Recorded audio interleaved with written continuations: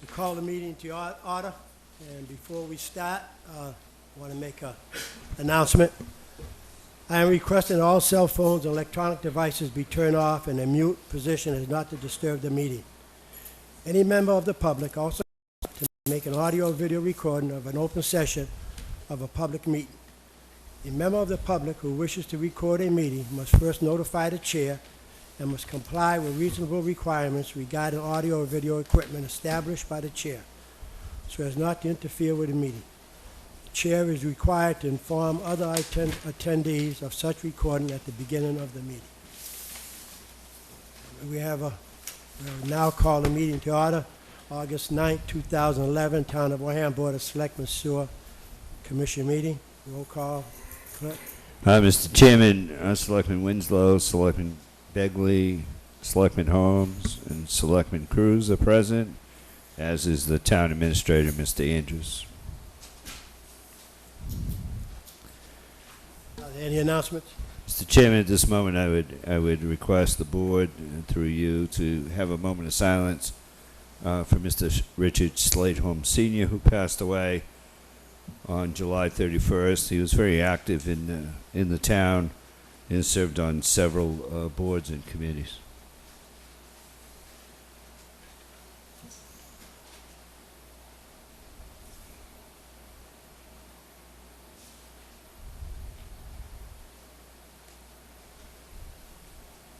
Thank you. On the announcements, Mrs. Winslow has really been searching these out. These are really heart-touching issues with little kids that are sick. As many of you know, the young lady, Haley, that we had here 2 weeks ago, her family was here. She wasn't able to attend, passed away. So our hearts and prayers and thoughts go out to her family. There is one additional fundraiser for the family to cover funeral expenses, etc., medical bills. On Friday the 26th at Piper Bowes, they'll be having the Joshua Tree, which is a YouTube tribute band that will be performing. The tickets are $10, and you can pick those up at Piper Bowes.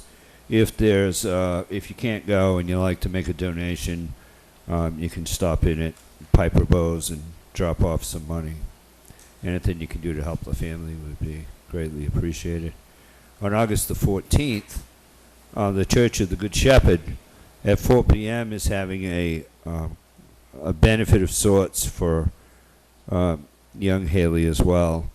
There will be a concert that will feature Kirk Whipple and Marilyn Morales, two internationally renowned pianists who are donating their time. Tickets are $15 for adults and $8 for children 12 and under, and that's again August 14th, which I believe is Sunday, at 4 p.m. We have a benefit on August the 27th from 10 a.m. to 6 p.m. at the Onset Center Band Shell in Onset, Mass. for Lily Marston. This is a young child who was brought to Falmouth Hospital for some blood work, and they all knew that she was pretty sick. And at 10:30, they diagnosed her with leukemia, and she's been spending time at Tufts, and so the medical bills are piling up on this poor young family as well. So again, that's August 27th from 10 to 6 p.m. at in Onset at the band show. On August the 15th, which is next Monday, from 4 to 7 p.m., Colors for a Cause will be having at Kaleidoscope, 378 Main Road in Wareham, Mass. They'll be doing a $10 donation to receive a stylish hair extension of your choice, and profits and donations will be made to support Chloe, Haley, and their families who have been affected by cancer this year. Tomorrow night we continue the Summer Alive, Summer Love concert series down at Onset at the band shell. For those who attended last week, if you get to the band shell and there's nobody there, please go to the VFW. If you came out of the park and took a right and just continue up past, you'll see the sign for the VFW. If there's any chance of rain in the evenings, they move the event there as not to have any damage to band equipment, etc. And on Thursday night, we have our movies in the park for kids and adults. The movies are free. And I think that's all I have at this point. Oh, Saturday is our Cape Verdean Festival here in town. Be careful parking. Make sure you're parked in a legal spot. Don't be parked on people's lawns. It's a great event. It's a world-renowned event where we share our Cape Verdean community and heritage with the world. And it is a tremendous event, so please attend that as well. Mr. Holmes, I did forget to give you the printout. There will be the second annual canal cruise to benefit the Mary Jane Pillsbury Scholarship Fund. Right. That will be held on September 10th, 2011. The boat will leave the pier at 6:30 p.m. If you are ticketed to be on the boat, you need to be there at 6:15. Tickets are $30 a piece, and they are available at Community Mini Storage on Route 28. Yes. Okay. That'll do that for announcements, Mr. Chairman. Next up, you have Mike Judici. Do you want to skip the citizens' participation and have Mike come up during the consent agenda? We'll have Mike come up now. Well, all of the consent agenda deals with him. You want to have citizens' participation first? No, I don't think so. Let's go ahead and have Mike come up. All right. Mike? We'll have him come back after.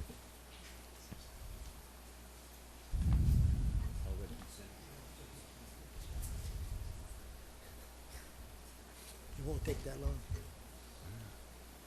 I hope.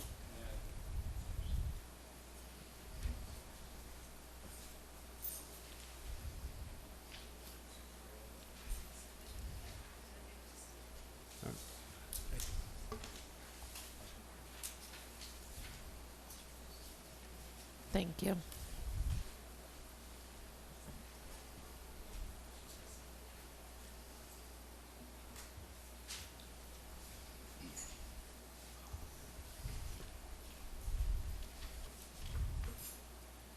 Thank you, Mr. Chairman. Mike Judici from CDM. Just want to give you a quick update on where we stand with construction of Contract 2. Since we last met, they've made some progress on the pumping stations. Just to review a little bit, all of the sewer installation has been completed and tested. Initial binder paving has been completed in all the project areas. Final overlay paving has been completed in all areas with the exception of those adjacent to the pumping station sites.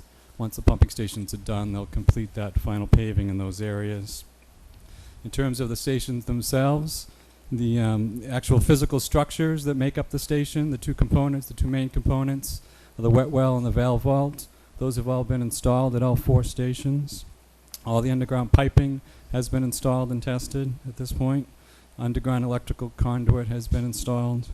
The equipment pads, which support the electrical pedestal and generators at each of the stations, have been installed. The generators and the control cabinets have been delivered to the project site and will soon be installed as well. And the actual pumps have been installed at 2 of the 4 stations. The other 2 are pending and should be installed shortly. That being said, the main issue at this point is NSTAR, bringing power to each of the stations. We've been in constant contact with them for the last several months, as the contractor has as well. They have poles that need to be installed at 2 of the stations. They've already installed a pole at Cromesit. They still need to install one at the Mattapoisett station and at the Apple Road station. We've enlisted the assistance of Mr. Gifford in terms of getting some information that they were looking for for the Apple Street station, because that's a town-owned parcel. So I understand last week he gave them information that they were looking for. So that's pretty much where we stand, pushing the contractor forward to finish the work that he can finish, and it'll just be a question of NSTAR being able to provide power to the station so we can power them up and actually test them and get them completed and turned over to the town. So that's pretty much where we stand with contract 2.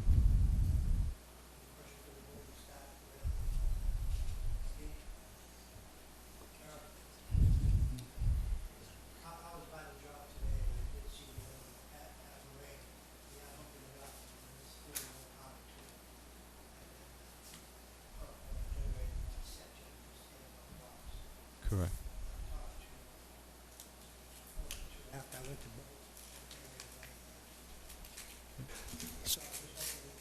the progress, so we won't have, we already gave you an extension, and we don't want to go anymore. That's understood. The message has been conveyed. We'll have a better handle on Thursday. We have the next job meeting on Thursday, get an update on where they stand. We are pushing them to get what they can get done, and then push NSTAR to the extent that we can to get the power delivered to the sites. Just to let everybody know to reaffirm that, we got a meeting at 8 o'clock on Thursday, and that's at the project office trailer park. It's in Parkwood. So if any other boards want to Mr. Chairman, attend, because I know Steve and I usually go, so. if I could just add to that, I just want to recognize the fine work you've done, and also through Chairman Cruz, let you know he has been out there probably as often as the construction supervisor, checking on bends on the road, and Mike kind of getting into the punch list of items. So there was some headway made, and I hope that a lot of the items off that punch list, we met with the neighbors, including Mr. Robinson and other folks, to be able to just button up some of the sidewalk Sure. areas and some of the landscaping issues that were out there. So if you can keep that in mind, it would be Absolutely. appreciated. Yes. If there aren't any more questions, thank you very much, Mike. Thank you. Thank you. Mr. Chairman, at this time, I make a motion to open a public hearing. It deals with licenses and permits. Motion made, motion second by Ellen. Going to open a public meeting. All in favor? All opposed? 400. The alcoholic license for Bay Point. Step forward.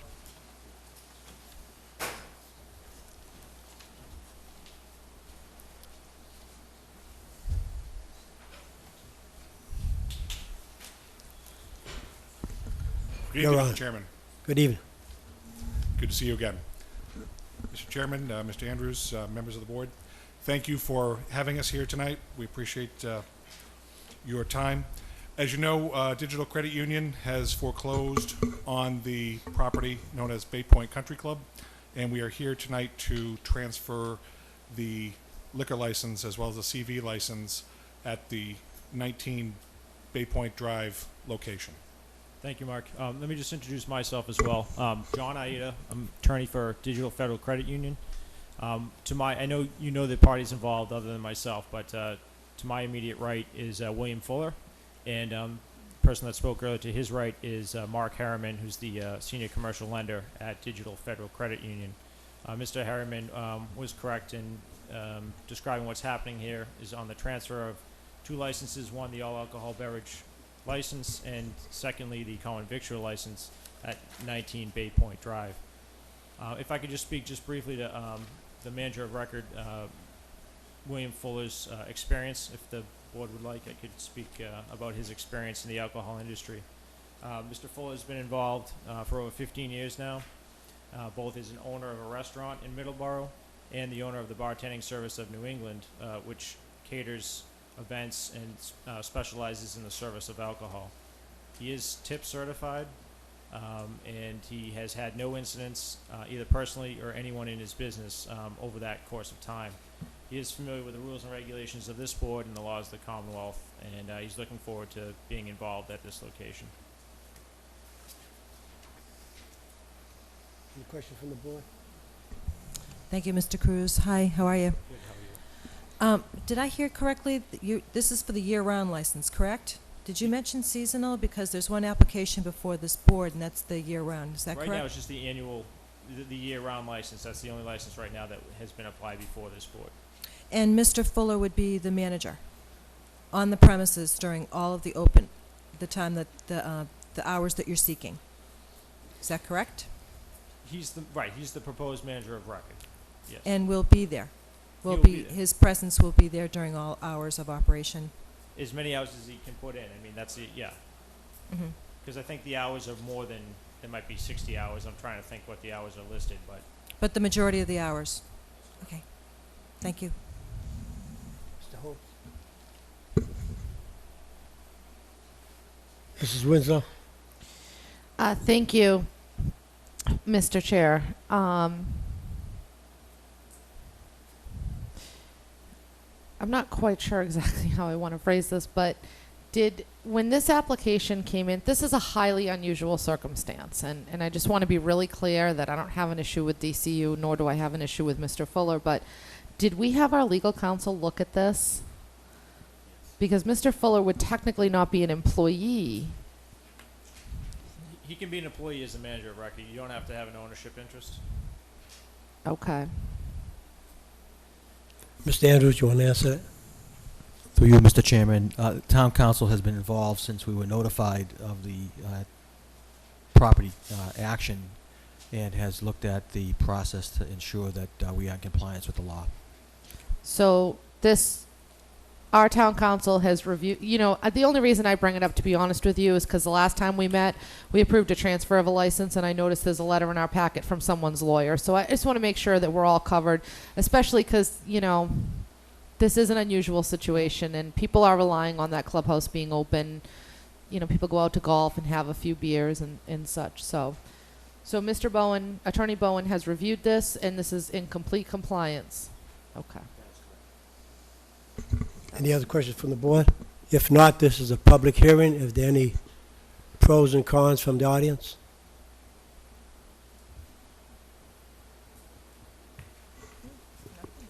If none, clerk? Close it. Make a motion that we close the public portion of the hearing. Motion made and second. All in favor? Aye. Aye. All opposed? 400. Mr. Chairman, I make a motion that we approve the application transfer of a year-round common victual all alcoholic license for Bay Point Country Club, 19 Bay Point Drive, Onset, Mass. To Digital Credit Union doing business as Bay Point Country Club, William Fuller, manager, 19 Bay Point Drive, Onset, Mass. Under the provisions of Chapter 138, General Laws in the year 2011. Second.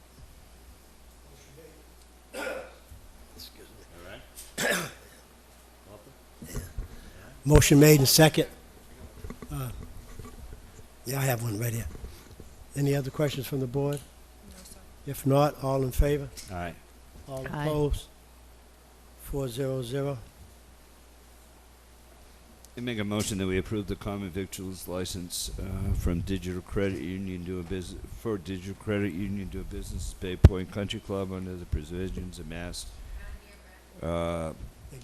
Chapter 140 of the Mass General Laws. Second. Is that a motion, Steve? Yes, sir. And a second by Mrs. Begley. Oh, okay. Motion made and second. Any questions? If none, all in favor? Aye. Aye. All opposed? 400. Thank you very Thank much. you. Thank you all. Thank you. I don't know if you have any more. Do you have any more on here? You may be. Mr. Not Fuller for us. might. I think you do. Right, okay. I believe Mr. Fuller has. Drive safely. Thank you.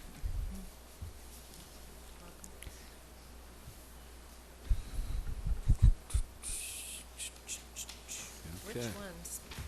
All of them? I'm gonna switch over.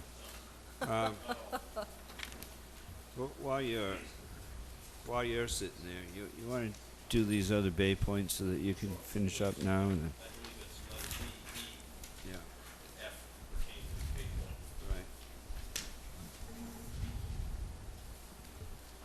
G is for the memorial charity fundraiser. Bill? For J? So we have an application before us for a one-day alcoholic license permit by J. Corcoran for the Memorial Scholarship Foundation, Norwell, Mass., for a fundraiser golf tournament on September 23rd to be held at Bay Point, Massachusetts, from 11 a.m. until 9:30 p.m.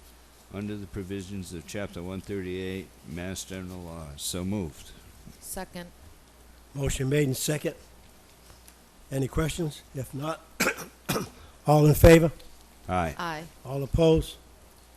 400.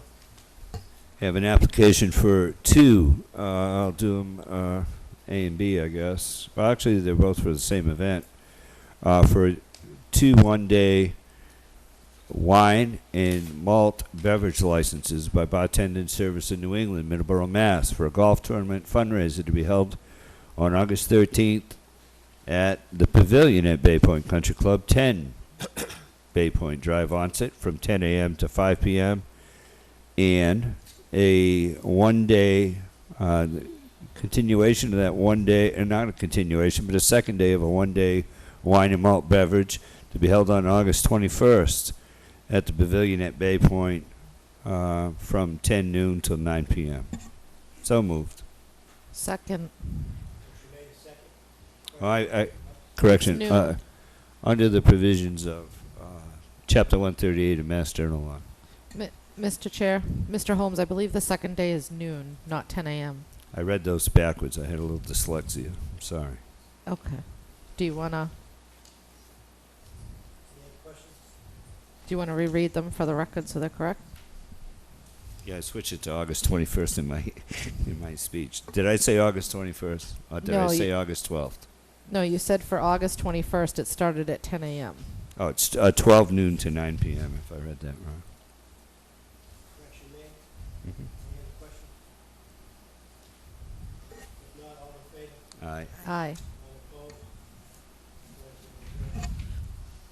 Mr. Cruz, I just have a quick question. Excuse me. On the first one that we voted on, the charity fundraiser for the J. Cochran Memorial Scholarship Fund, and that's at the clubhouse? Am I correct? Or is it at the pavilion? That's at the pavilion. All, okay, just wanted to be sure. Thank you. 10 Bay Point Just wanted to be sure. is the pavilion. Thank you. Okay. Mr. Holmes, did you skip over the first one? I think he was doing all of Bay Point. So Yeah, Mr. Fuller. I'm on F. Okay. I just wanted to make sure I knew where you were. I'm just making sure of something here. Let me just check. We also have an application for a one-day alcoholic beverages license permit requested by Brenda Fonley, 184 Deep Pond Road, East Falmouth, Mass. for a wedding to be held at the Pavilion at Bay Point Country Club, 10 Bay Point Drive, Onset, on September 25th, 2011, from 1 p.m. to 8 p.m. under the provisions of Chapter 138 of Mass General Law. So moved. Second. Motion made and second. Any questions? No questions. All in favor? Aye. Aye. All opposed? 400. Happy days.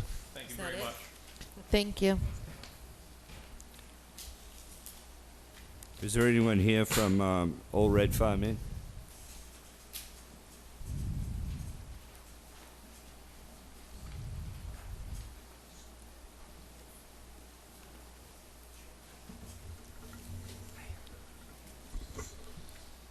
Chairman, member of the boards, thank you for having us this evening. We have an application for a one-day all-alcoholic beverages license submitted by Sarah Lafreniere, 16 Arnold Place, New Bedford, Mass. for a wedding to be held at the Old Farm Inn, 22 Stockton Shortcut, Wareham, Mass. from 4:30 p.m. to 12 midnight under the provisions of Chapter 138 of Mass General Law. So moved. Second. Are you the happy couple? We are. Congratulations. Thank you. You're the young couple? We are. Wow. That's great. Well, let us vote first before you smile. Aye. Aye. Congratulations. Are you moving to Thank you. Wareham after? We have plenty of real Not estate. right now. We have plenty of real estate that's Possibly in the open. future, though. I thank Okay, you. all right. That's a great place. You really enjoy it. That's Best really wishes for a perfect day. Rain is great. good We have luck. anybody here from the Susan Gifford group? You are asking, should we see? Good evening. Good evening. We have a application for a one-day all alcoholic beverage license permit by the Williams Gifford Committee, care of Susan W. Gifford, 11 Lincoln Highway, Wareham, Mass, for a clam bake political fundraiser to be held at Seco Marine, 2 War Avenue, Wareham, on Thursday, August the 18th, 2011, from 6 p.m. to 10 p.m. under the provisions of Chapter 138, Mass General Law. So moved. Second. Motion made and second. Any questions? No questions. All in favor? Aye. Aye. Aye. All opposed? 400. Good luck. Thank you Thank very you. much. Thank you. I'd ask you to talk about it, but that's politics. You can't do that. All right, Mr. Chairman, now you can roll back to, I missed one? Already did it. All the Bay Point, all that stuff's No, done. no. You can now go back to your citizens' participation if you'd like. Okay, we're going to go back to the agenda. Would be citizens' participation. Citizen participation. I don't see any hands yet. Citizen. I have to run. Are you a Police department called me, and maybe a sewer main break that person knows. So if it comes to my point on, I'll try to get back. You gonna take Mike Judici with you? Yeah, yeah, no kidding. Okay, Chris. State your name. Cremisa. Christian Fernandez from Onset. I'm coming tonight on behalf of the Onset Bay Movie Company. Unlike what Mr. Holmes said, I kind of smiled when he did. You're not the only one who thinks that the season still goes on. The season is over. The last I movie. apologize. It's okay. You're not the only one who thinks it. We can only afford 6 movies per summer season. But we were happy with this season, and there will be another season. We're going into our 15th season. But it's a huge earmark next year, and we want to do more. We're kind of putting the call out for more volunteers. There's a lot of behind-the-scenes stuff that no one sees. I'm sure if they come to the movie itself, it's staffed mainly by family members. The entire Potter family, Jimmy, his wife, his 2 kids, the ones that are old enough to run the popcorn machines, his nieces, his aunt and his uncle, his mother, my mother. We're pretty much the oil and the guts that run the movies. PAC 93 helped this year with trash, picking up beforehand and then picking up afterwards. But there's a lot of things that go on to make it a successful year that we need help with more than this year. It was really tough this year. Congratulations to Jimmy and Jean, his wife. They had a new baby. So I was, the weight was a little thinner than normal this year. And we really want to continue doing it every year. And we like doing it for the community. We like having it free movies. We like that it's family style. But it's getting tougher and tougher because everything goes up. And we kind of stay the same. So putting the call out for more volunteers to come help us. I created an email address that people can contact us if they want to help. It's onsetbaymovies96@aol.com. You can also find us on Facebook. become our friends or like us or whatever it is. And if you want to help us, you can donate. You can.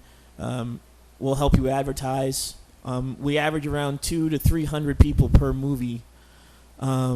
So anything we can do to get people out there, we want to keep going. We don't want it to end. So just to remind everyone that the season is over. Do not go to the band shell Thursday night looking for a movie. I'd be really sad to see you out there in the rain. But that was the one thing this year that probably hasn't happened in a lot of years. We didn't have to use our rain date. We actually were very successful in not having any rain for the full season. I'd like to thank you and your production crew for all the hard work you've done, and I hope more people step up. Anything from the board? Christian, how is it financed now? Primarily, it's through donations. Kenny's always donates. Mark Anthony's had always donated. There's a storage place, I think call it Cranberry Storage, on Cranberry Highway. Plymouth County Teachers, they donate. We've gotten a few others to donate here and there, but as people leave or as their businesses close, we lose sponsors. What's the budget? About $3,000 to run the season. One of the biggest misconceptions is people think that we go and rent a film, go to Redbox. That's illegal. You need to buy the rights to show the film, to project it onto a large screen for an audience of more than 100 people. And to do that, you have to go through a non-profit distributing company. And on the East Coast, there's only 2. Each movie averages between $200 to $400 per film, and that's to show it for one day. Now, we don't show it indoors because that'd be a different cost. We don't charge because that'd be a different cost. So we're limited by showing it outdoors, only showing it once. So we're not even getting the full part of the license, whereas like a church might show 2 or 3 showings and they would get a different affordability for it, but we can't do that.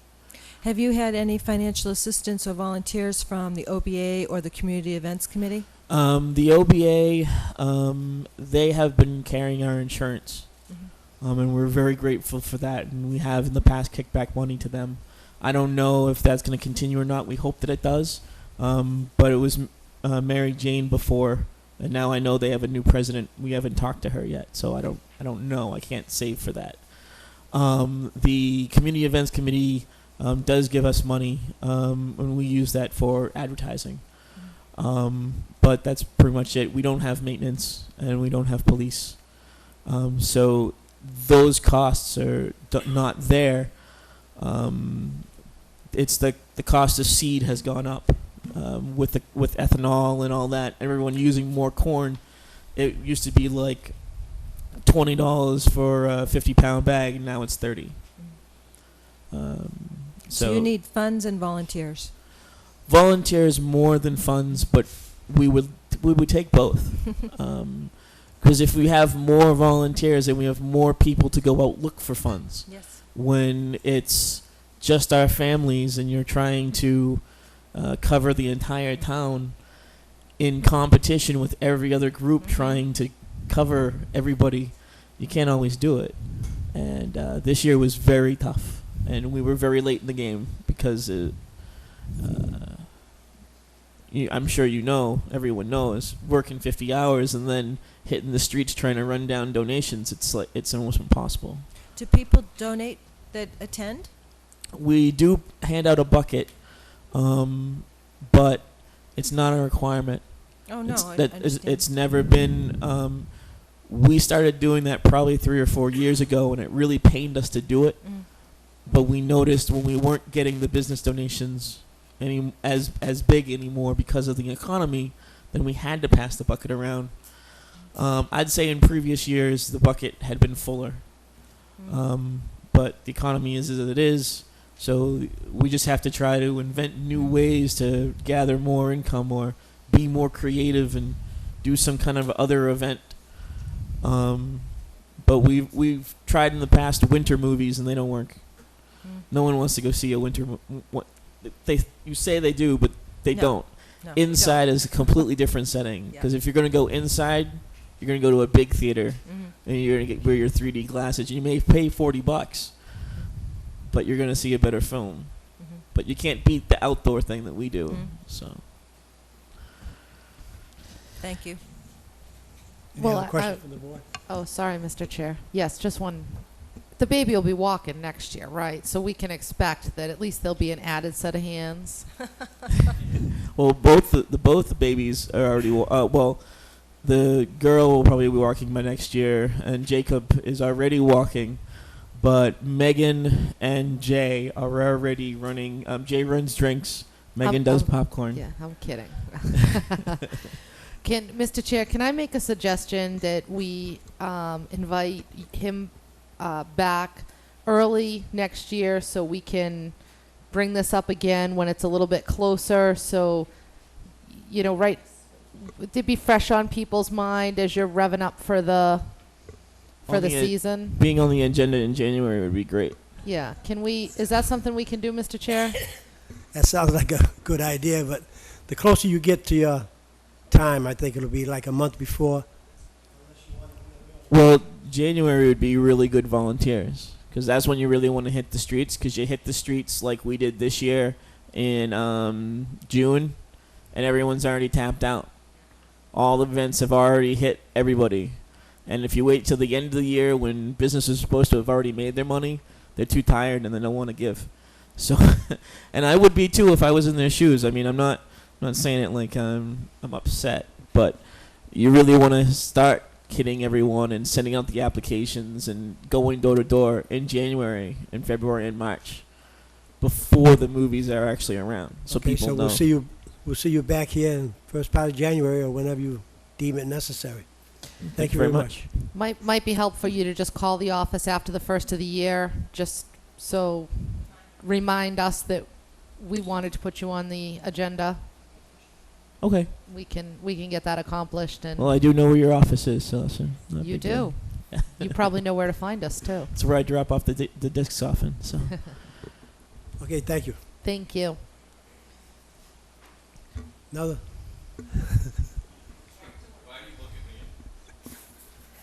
I thought you had your hand up. Thank you, Mr. Chairman. Ladies and gentlemen, my name is Gary Canienzi, 8 Burgess Point Road. I think everyone here knows me, or at least knows that every time I've been before this board for the past several years, it's been relative to Bay Point. And I come before you again relative to Bay Point. To say that Bay Point has been a mess for the past 30 years would be an understatement. We've contributed largely to that mess. Over the past several years, we've spent several $100,000 trying to get Bay Point back on its feet, generate goodwill. And I've used the term economic engine for a very long time. Bay Point is absolutely critical to the success and the well-being financially of Onset and Wareham, and to some extent Buzzards Bay. When I was FinCom chairman, a member of the FinCom, I was largely outspoken and loudly outspoken about the '93 deal that split Bay Point up after that Perez failure, where Baybank took Bay Point back, and then the land was split. 7 acres went off to CEDA, and the golf course was sold. And the golf course was sold to a group. They ended up selling it off because they were failing. The next guy came in and failed. And the reason that people fail at Bay Point is because they pay far too much for that golf course. I'm going to suggest that the town do something right now that's probably going to shock some of you, but I think once I explain my reasoning, I hope that you'll pursue it. I think the town has a rare opportunity right now, based on what I know the bank is trying to sell the golf course for, and the fact that I think they're going to perpetuate the same problems that we've had in the past. that I would ask the town to consider taking that golf course by eminent domain. In 2005, the Supreme Court of this country ruled in a case called Kello versus New London, Connecticut, that towns could take property from one private party and actually give it to another private party or work in conjunction with that private party if the taking was beneficial to the well-being of the town, economically, socially, civilly, however you want to look at it. The town can't simply take a piece of property and sell it for profit. Now, many of you have heard me over the past couple of years articulate a plan for Bay Point whereby there is a beneficial development where Bay Point benefits, it improves itself, it removes the financial burden that causes it to constantly fail, and it creates $400,000 or $500,000 a year in tax revenue almost immediately within a 5-year period that is unimpacting to our infrastructure. This taking would absolutely meet the Supreme Court's ruling, in my opinion. Now, many of you know that I've been involved there for a long time. And I've tried for a couple of years, put several thousand hours of my own time into trying to straighten that golf course out. And I don't believe there are few people that know the operations there, how it works, what it's capable of, and what it can be better than I do. I've also had some experience in valuing businesses in my years. Now, you may or may not be aware that the bank is asking people for up to $3 million for that golf course. The most recent appraisal values it at $1.4 million to $1.5 million. There is no standard by which I am aware that that golf course could be defensibly valued at more than that. Because if you used EBITDA, or if you used capitalization of earnings, a multiple of cash flow or profits, that golf course cannot support more than that much debt. So what I would suggest to you is that you speak with town council and you ask town council his opinion, because I believe that there is a public-private partnership that can be done.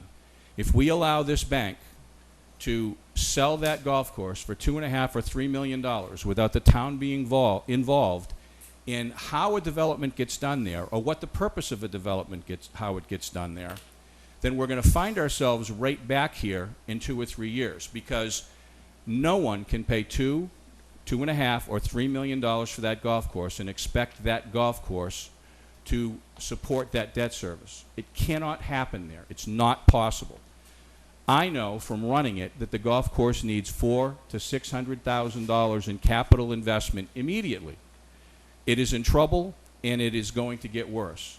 Since the bank has taken over, and this fascinates me, it's not kind probably to speak ill of those not present, but Digital Credit Union knew for more than 6 months that it was going to take that golf course, and apparently they did it without a plan. They certainly did it, as far as I know, without any meaningful conversation with the town as to where they were going with this. They inherited that golf course in almost perfect condition, and within 2 months, it is a catastrophe.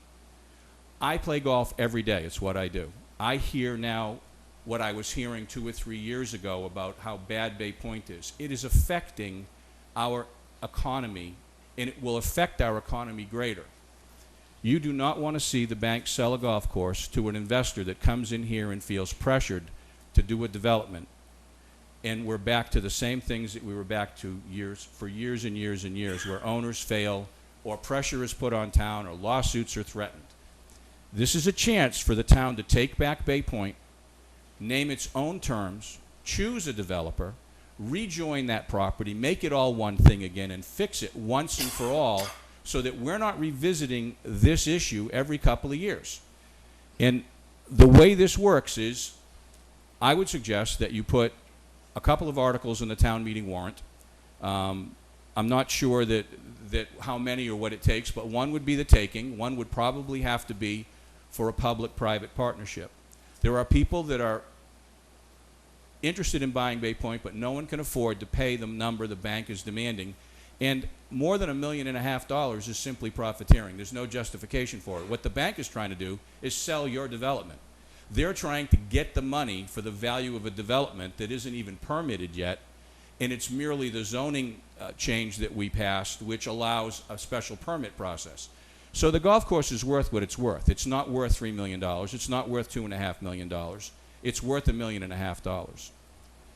And without coming to you as a board and resolving the 7-acre issue as part of a sale to anyone, they're just ensuring that there's going to be additional trouble as this goes forward. I would suggest you put those articles in the town meeting warrant.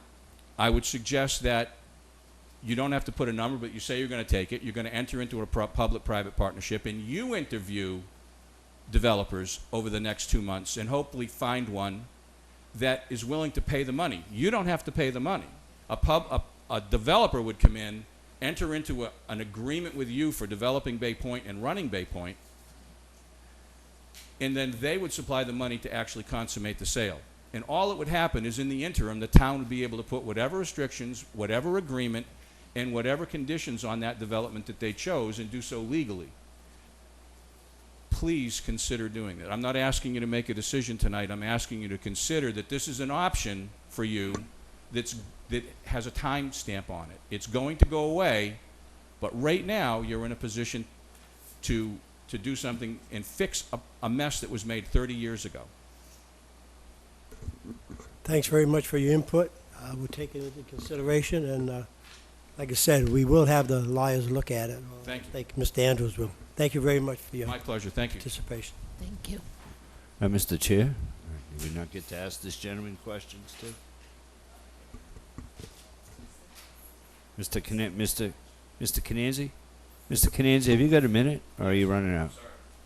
No, for you, Mr. I thought you were going to ask me to give you the money so that they could show more movies, actually. Oh, Because you were looking at me. I think I did look that way. I knew what you were $3,000 to use. I knew what you were thinking. Pocket change.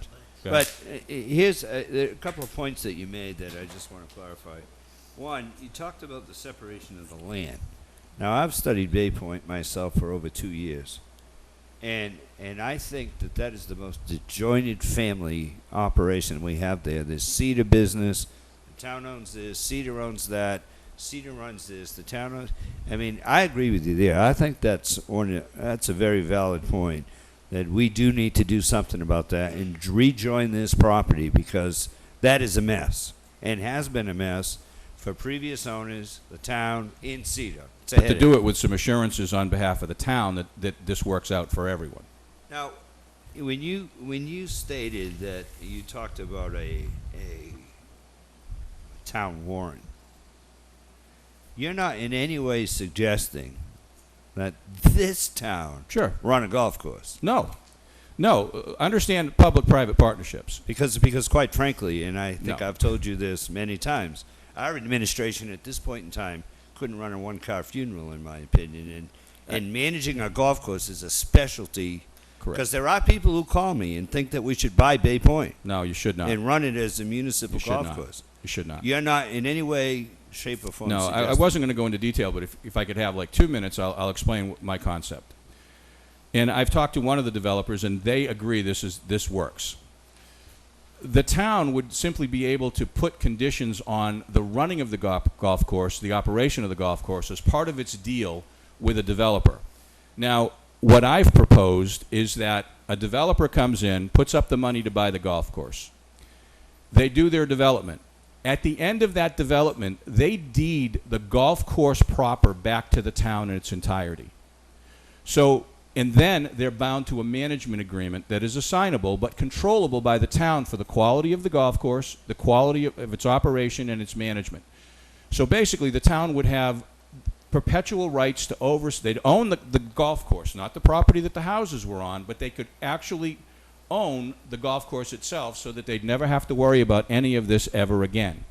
And the developer would give the town whatever assurances, whether it was through bond or whatever, some of the money that came out of the development. Understand, the first thing the developer would have to do is retire the debt, the $1.4 million they paid for the golf course, plus $400,000 or $500,000 or whatever it costs to improve that property.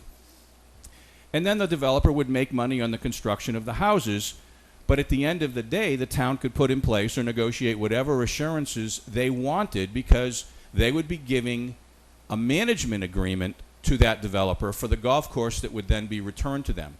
So the management agreement would say, okay, you've built your development, you've fixed your function business, you have all of these things going on, you've kept property that you may in fact do maybe someday down the future, 10 years, 20 years, 5 years, 100 years, the town ends up with a hotel there because it justifies itself. I'm not suggesting, and please don't anyone make that part of the discussion. It is not financially reasonable. But if the developer, does all of these things, then the town owns the golf course. It can never be sold. It can never be leveraged. It can never be put into debt and never be in jeopardy again. Whoever has the management agreement, and it would have to be the person that did the development and ran the function business, because those two are inexorably tied to each other, then you have some assurances that you have viable businesses there. See, the golf course, and this is the part that no one understands, the golf course doesn't make money. There's very little you can do there to make the golf course truly profitable. I mean, sure, you may make $100,000 or $200,000 this year, but then you're going to have to hire someone to manage it. They don't have a professional manager there. So even if you improve and do the things that are necessary for that golf course to make it profitable, you're going to incur additional expenses to keep it there.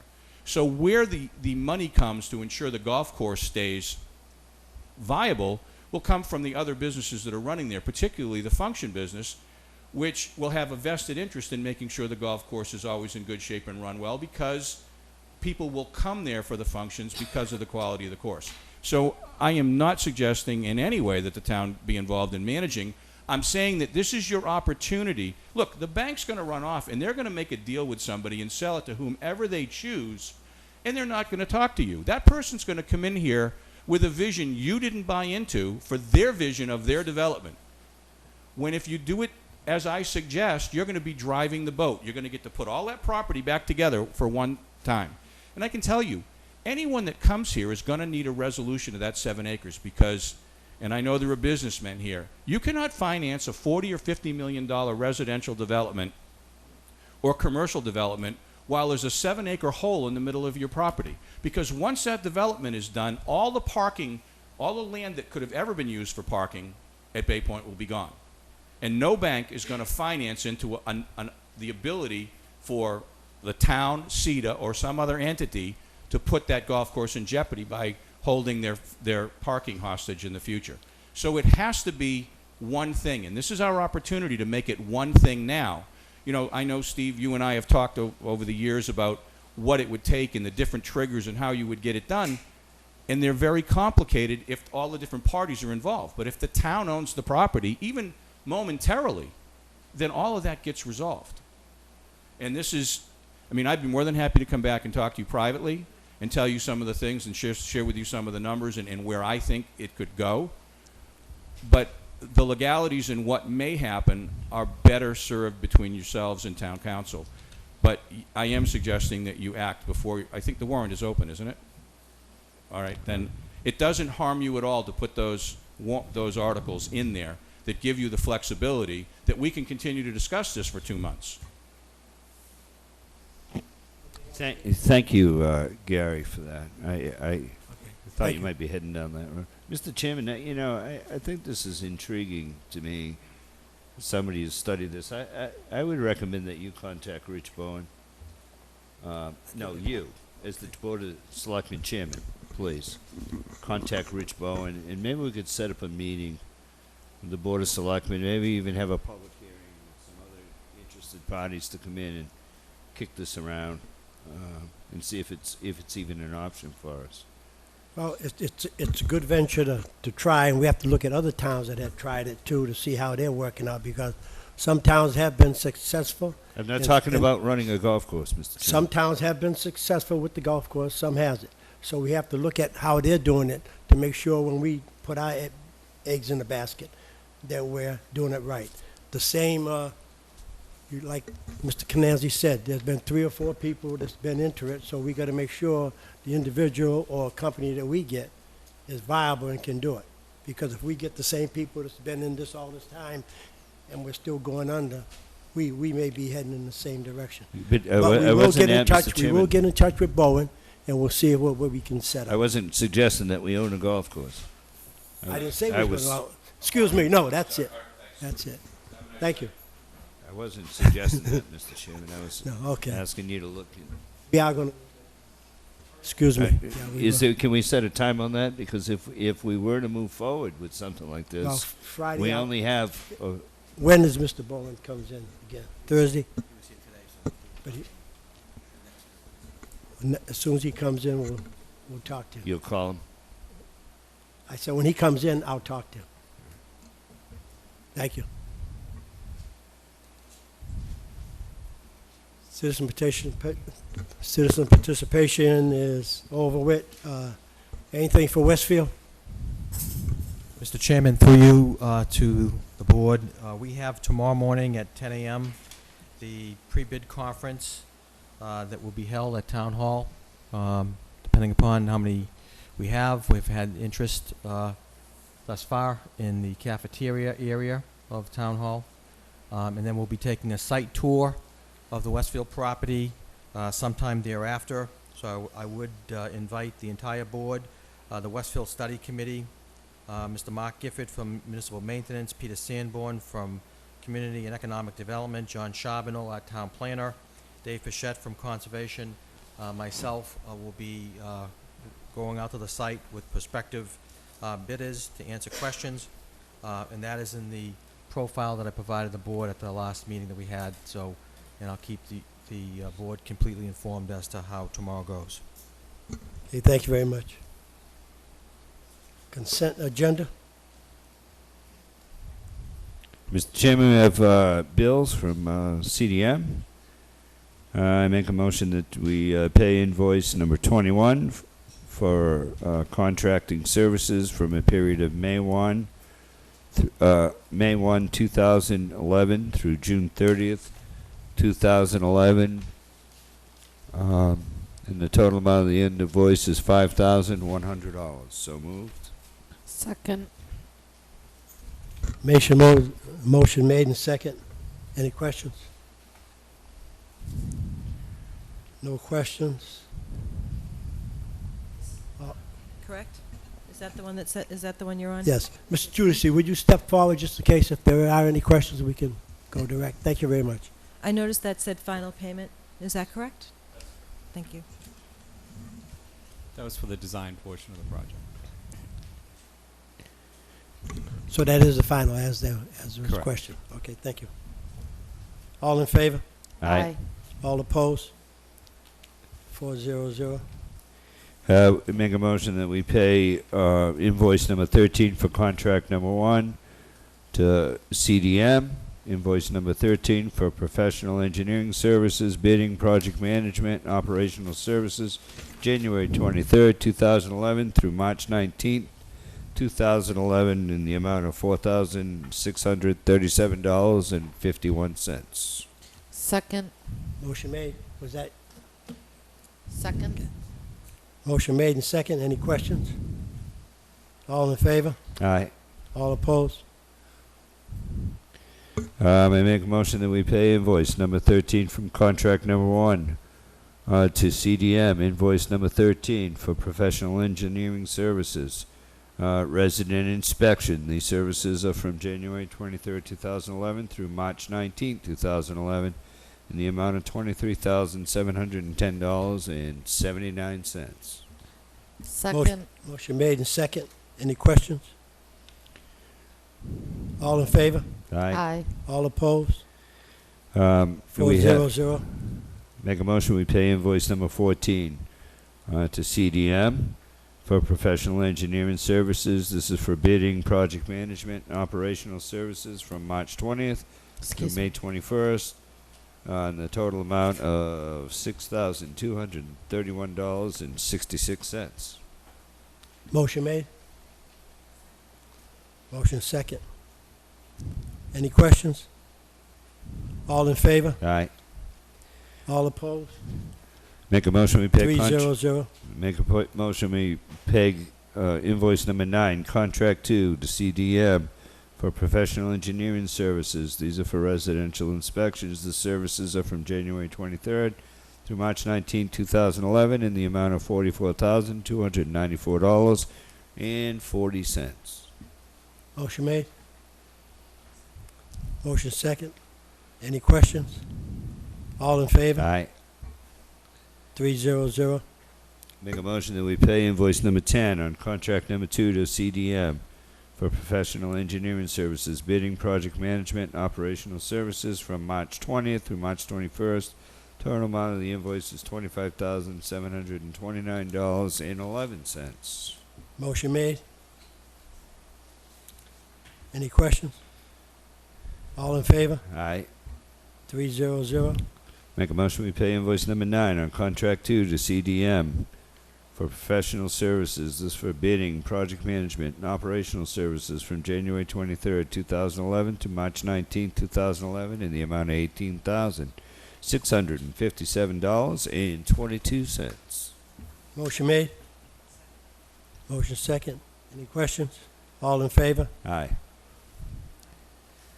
300. Make a motion that we pay invoice number 10 on contract number 2 to CDM for professional engineering services for resident inspection.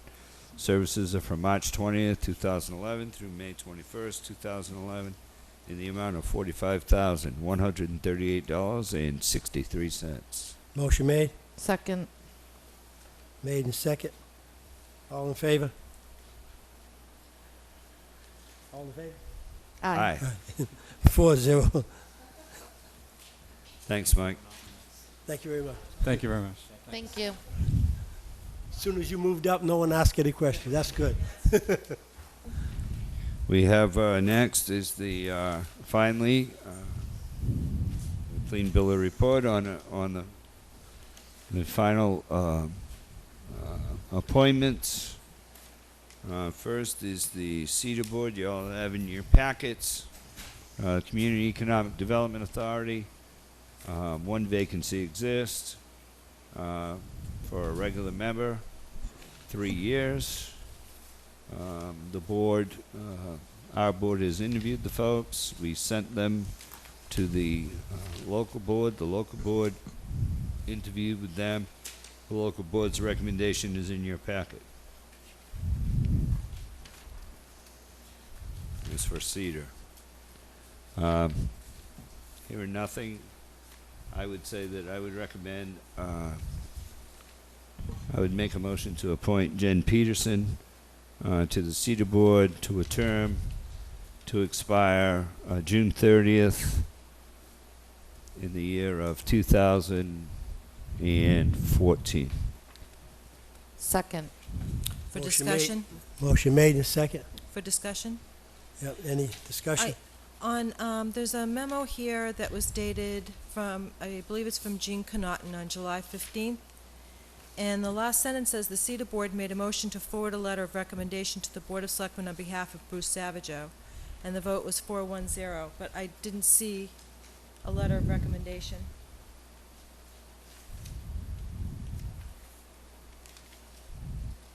She sent that to you.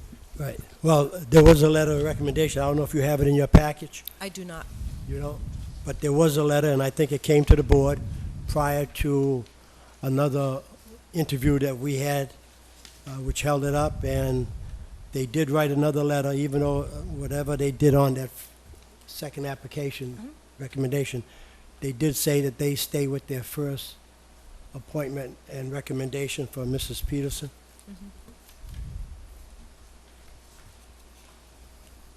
Any other questions? If we're going to be appointing according to experience, I personally think that if you look at Mr. Savageau's application form, he is by far more experienced and could hit the ground running on the CETA board. Well, listening to the interviews that we did, I think Mrs. Peterson was well versed, and if we want to go by prior experience, the board right now, this is my opinion, the board right now in CETA is running very smoothly, and I think they're heading in the right direction. We got a new director there, and if you want to go by past experience, there has been disruption in CETA prior to any of these board members coming, and I think by putting this new person in, it will keep with the continuity that we have in CETA right now. Isn't Mr. Sanborn temporary? Isn't he an interim? Sanborn interim for CETA? Right, well, whether Mr. Stanborn is interim or not, you still have a board, and the board needs to work together in harmony.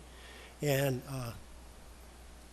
what we did, we got all the applications, and I think Mrs. Peterson and Bruce and Mr. Savinjo is up. And if there aren't any other questions or debates, I don't think we need to debate it. We all looked at the application. So a motion's been made, motion's been second. Any other questions? All in favor? Aye. Aye. 3, all opposed? Aye. 3-1-0. Next, Mr. Chairman, you have the Board of Health, where 2 associate vacancies exist. The board has the packet. There was quite a list of folks who we have interviewed over the last 2.5 months, I guess, since I think we started this around town meeting. So I think there's a letter from the board in here. There's a couple letters from the board, actually. Well, it's whatever the board's pleasure is. I'd make a motion to appoint Mr. Glenn Montero as an associate member for the Board of Health for a term to expire no later than June 30th, 2012.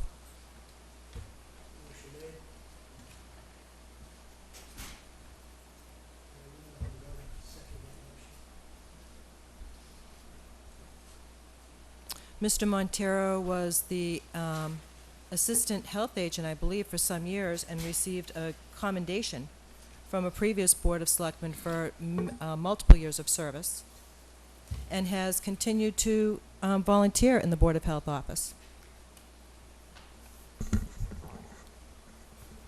Any other questions?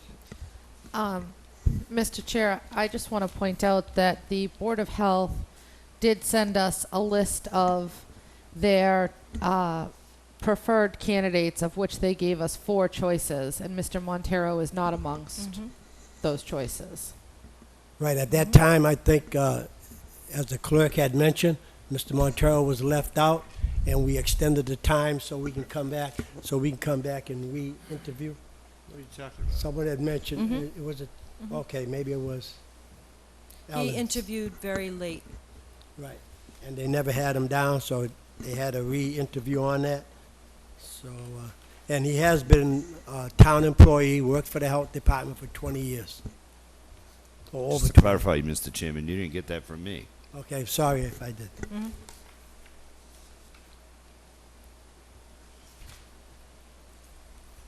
Okay, motion made, second. Any more discussion?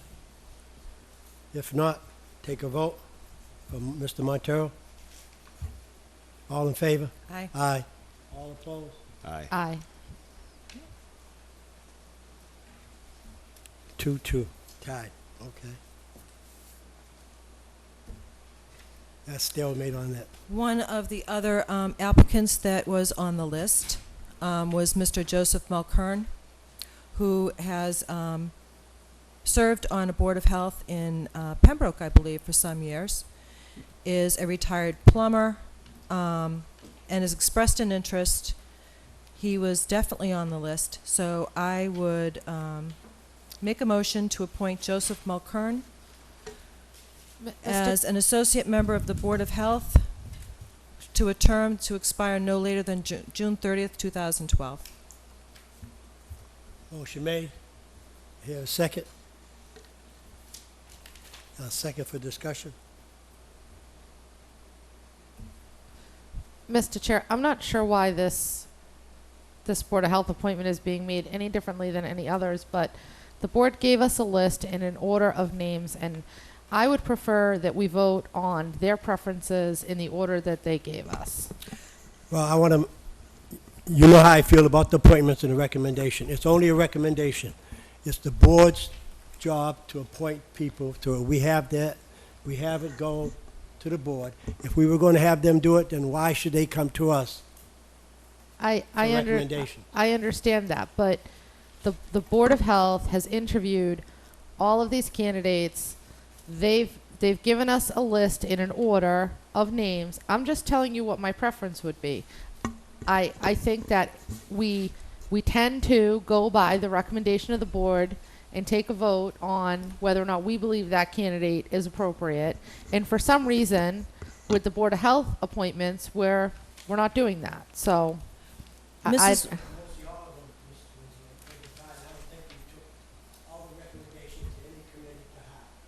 We took it to heart, but we still appointed who the board wants to appoint. And that is a motion on the floor. This question, you brought up the question. We'll bring it to a vote, and we'll go right down the line until we get to all five. The Well- only other way to do this, instead of doing the motion, the ballot procedure is the best way. Mm-mm. Everyone has 2 votes, you have 5 people, you vote for 2, you open it up, and then we'll see. We can't do a paper ballot. We already did 2, so, Mulcair is up. Is there any other questions? Mr. Cruz, on the other side of the 2 associate vacancies exist, is the memo dated July 8th.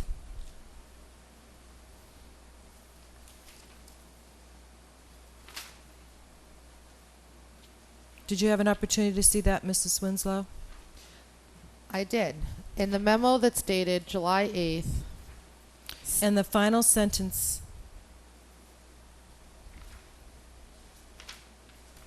says what?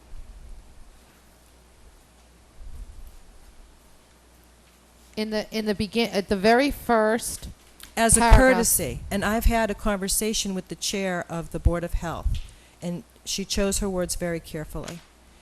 Their recommendation was as a courtesy. They didn't necessarily, were not making a recommendation as to qualifications. It was as a courtesy. so you're saying that Mr. Robert Brady was recommended as a courtesy and that that's not who they truly recommend? That's what it says in the memo. That's not what it says in the memo. The It memo says Mr. Robert Brady was interviewed on Tuesday, March 15th, 2011, regarding his interest in serving on the Board of Health. As a courtesy to Mr. Brady, he is again recommended for the position of associate member. But the final, and then I'll read the rest of the memo for everyone to hear. The Board of Selectmen also interviewed Mr. Frank D. Felice and Mr. Joseph Mulkern. The Board of Health would benefit greatly from having members with strong Title V plumbing and building code backgrounds.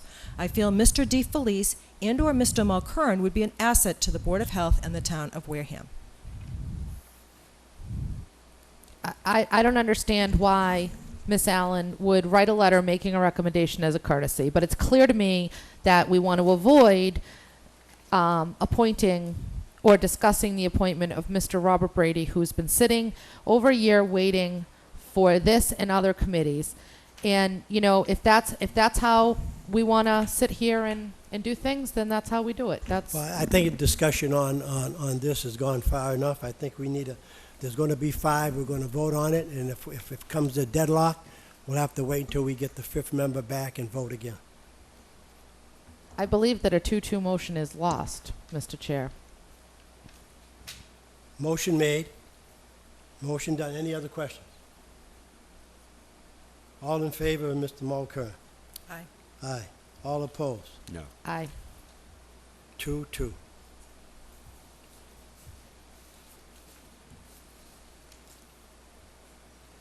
Any other motions? Nope. You're gonna, You want me to make the motion? if you want to make one. If not, then we'll close it. No, I'll make the motion. I was waiting Yes, for the I'm clerk waiting to for make the a motion. motions. For what? We have 5 people listed on this. You just said that the first one passed. No, it didn't. No, it didn't. It's 2-2. Both of them were 2-2. Oh. I apologize. I thought I heard you say that No. that motion passed. I did have someone that I was trying to. Hold on, Mr. Chair. Now I've lost the. Motion. I'm looking now for the.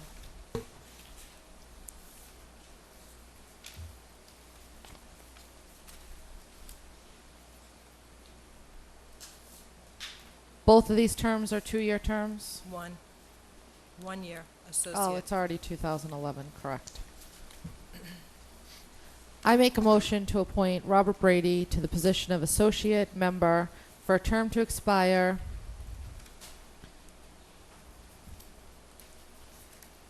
no later than June 30th, 2012. Motion made. Second. Motion second. Questions?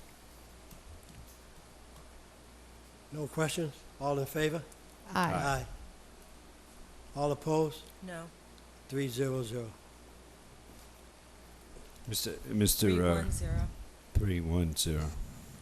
I'd make a motion that we, I'm not sure how this lady got passed over on a recommendation. I was certainly very impressed with her.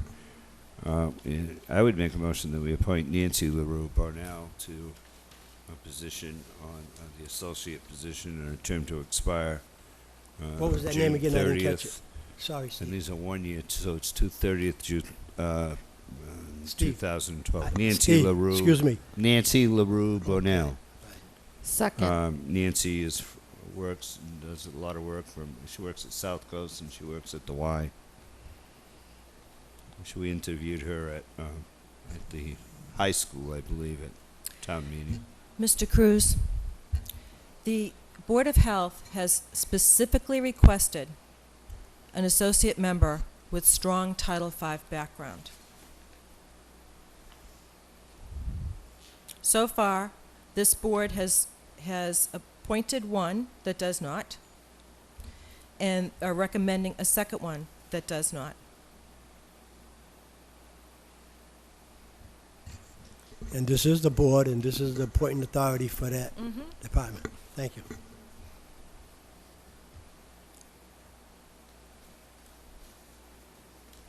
Any other questions? Was there a second on this? I seconded it, yes.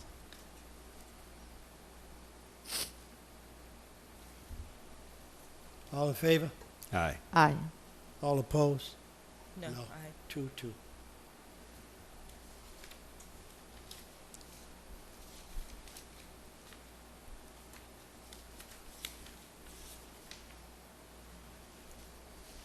Well, I make a motion then that we appoint Frank DeFelice to a position on the Board of Health.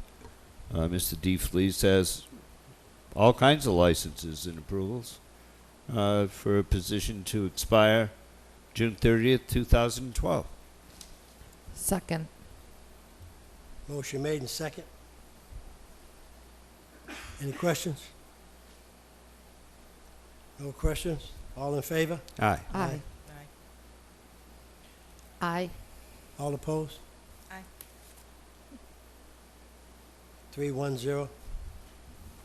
That ends that that completes the 2 associate members. Mr. Chair, may I ask you a question? Yes.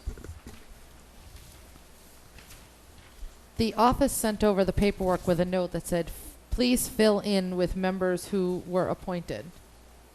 Shouldn't that be filled in by the office and come back to us for signature? We don't fill that in, do we? I didn't catch it. I'm sorry. I didn't hear what you said.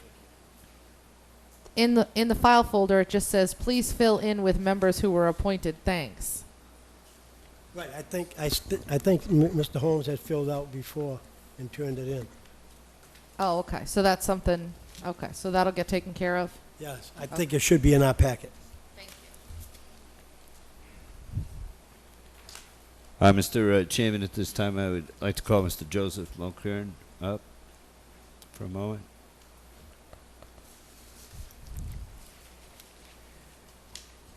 Mr. Mulcairn has been interviewed by the Conservation Commission, and I took the liberty of asking him to come in tonight so that we could do his interview and do his appointment this evening so that we could finish it. It was kind of in between months, and I wanted to make sure that we got this done today. Good evening, Mr. Mulcairn. How are you? How are you? Could you give us your interest on why you want to serve on the Conservation Commission, please?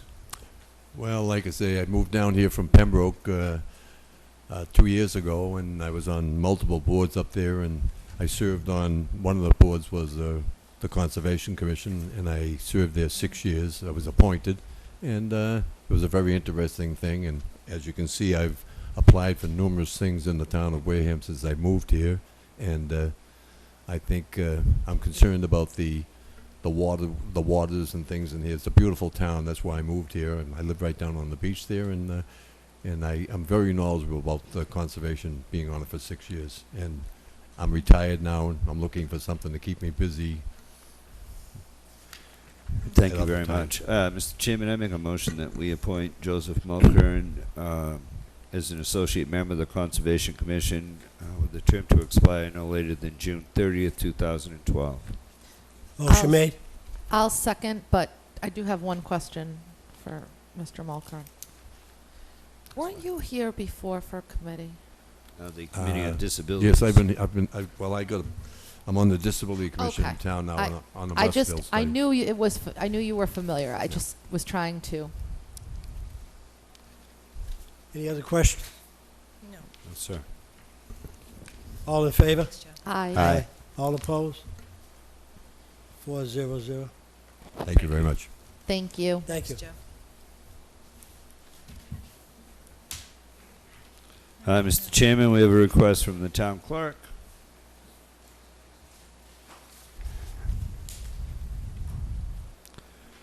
We have to appoint the poll workers for a term to expire on June 30th, 2012. Jack M. Silver, 8 Diners Way, Wareham, Mass. And Joyce Viega, 1 Hearth Road, West Wareham, Mass. Second. Motion made and second. All in favor? Aye. Aye. Aye. All opposed? And thank the good Lord that appointments are done. Now, just to update the board briefly, we have, I believe, 4, 5 applicants for the road commissioners. Those interviews will take place on our normal, well, might not be the third week because it's August, but Oh, at our next meeting. excuse me, Mr. There's Chair. 3 more pages. There's, 3 pages. yeah, there's several pages of poll workers. It's all by precinct. You know, I try to get away with that. Come on. There's 3 more It just pages. seemed No that- way, it Mr. just seemed Holmes. that- I read the cover page, and I figured everybody else was just normal. Okay. And No. I'll go back to the poll workers then, Mr. Chairman, if you don't mind. And Mr. Clerk, I'm Yeah, going it's to take gonna- I'm gonna- I'm going to take a 5-minute break, Mr. Oh, you Clerk. are? Well, could I have a nomination Yeah. for a clerk in the absence of, no. All right, here we go. I nominate, there's no better way to do this other than to just read them off. I would make a motion that we appoint as election and poll workers for a term to expire June 30th, 2012. 2012. Hazel Tabor, Robert Short, I'm sorry, Mr. Shelley Holmes. Andrews, Do you have to do Richard Boucher. Mr. Chair, can I we do think- them by precinct? Precinct 1 officers, poll workers, I think. I would make a motion that we just submit the list and appoint. No. As You want- submitted you by want the me to clerk? make- I'll make the motion, Mr. Chair. Okay. Okay. I make the motion to approve the following Precinct 1 officers for a term to expire no later than June 30th, 2012. Hazel C. Tabor, I'm sorry, C. Hazel Tabor, 136 Marion Road, Wareham, Mass. And Robert E. Short, DW, 2 Foundry Circle, West Wareham, Mass. Second. All in favor? Aye. All opposed? I make a motion to appoint the following Precinct 1 poll workers for a term to expire no later than June 30th, 2012. Shelley R. Andrews, 27 Old Onset Road, Onset, Mass. Richard Boucher, 143 Swift Beach Road, Wareham, Mass. Kathleen Clements, 80 Marion Road, Wareham, Mass. Marie Cooney, 434 Main Street, Wareham, Mass. Sharon Frazier, 9 Bayview Street, Wareham, Mass. Barbara Gibberti, 17 Bayberry Road, Wareham, Mass. Shirley Kucharski, I hope I didn't just butcher that, 650 Main Street, Wareham, Mass. Second. All in favor? Aye. All opposed? 300. Mr. Chair, I make a motion to appoint the following officers for Precinct 2 for a term to expire no later than June 30th, 2012. Joanne R. Senna of Onset, Mass. Ramona Barros, 55 12th Street, Onset, Mass. Marlene DeCoster, Onset, Mass. Second. All in favor? Aye. All opposed? 300. Mr. Chair, I make. Note that Chairman Cruz is returned to the table. You want to take Wait, over? which one are you on? Poll workers Yeah. on precinct 2. I recommend You want me to keep going? I appoint I make a motion that we appoint as poll workers in precinct 2, Rosemary Carter of Onset, Lucille Dardis of Onset. Second. There's Oh, hang one. on, I had to switch pages. Pamela Farrier of Onset, Louis Laterno of Onset of Buzzards Bay, Carol McRae of Onset, Mary Paulette of Onset, Linda Prokowski of Onset, and Amy F. Tripp of Onset. Second. Motion made and second. No questions, all in favor? Aye. Aye. 400. Make a motion that we appoint Precinct 3 officers Mary Louise Gonzalez of East Wareham and Carol L. Mazzarelli of Buzzards Bay, Mass. Second. Motion made and second, all in favor? Aye. Aye. All opposed?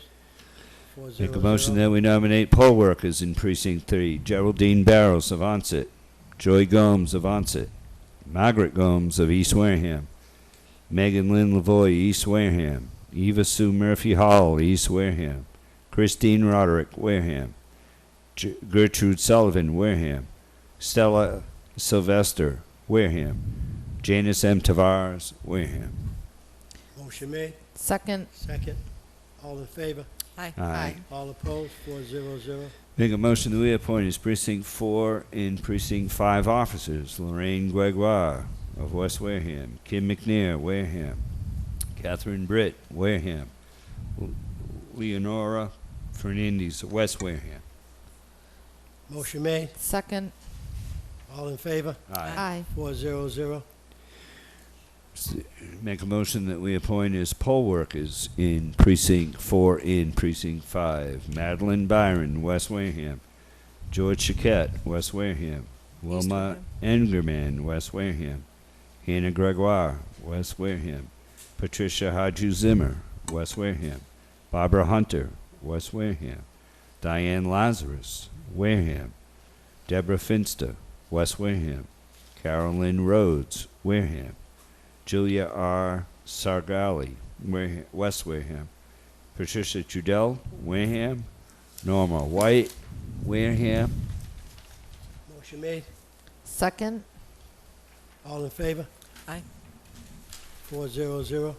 Make a motion we appoint as Precinct 6 officers Robert Joy, East Wareham, Elizabeth Delia Joe, Delito. East Wareham, Deborah Rose, Wareham, Nancy Schultz, East Wareham. Motion made, Second. motion made, second, all in favor? Aye. Aye. All opposed? Make a 400. motion that we appoint as poll workers for Precinct 6 Catherine Conroy, East Wareham, James Magnum, East Buzzards Bay, Martha Montron, East Wareham, Francis Murphy, Wareham, James Newman, Wareham, Patricia Souza, Wareham, Herbert Williams, Wareham, Sandra Williams, Wareham, Marjorie Fitzgerald, Buzzards Bay. Motion made, Second. motion second, all in favor? Aye. 400. And Mr. Chairman, if anyone is wondering why we're appointing people that don't seem to live in Wareham, it's because we're using their postal address, and many of us have a Buzzards Bay, and some of us have a Plymouth postal address, and I didn't want to give the street addresses because I don't think that's appropriate in public. That's what you did on the first two. Tried to hide it. That takes care of the election and poll workers, Mr. Chairman. Okay, now we're back to I town think administrator. you're down to the town administrator's report at this point. Mr. Chairman, through you to the board and the listening audience and the audience here at,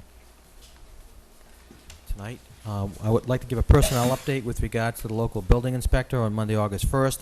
The interview team, selection team, including Selectman Steve Holmes, Elsa Miller, our Director of Assessment, Miles Burke, Director of Inspectional Services, peered through a number of applications, and I believe at the time I wrote that they had 7 candidates that were interviewed.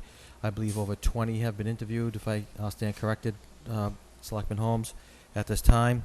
And I'm waiting a final report on that to me with respect to 3 to 5 finalists. And I hope to have that in my possession this week.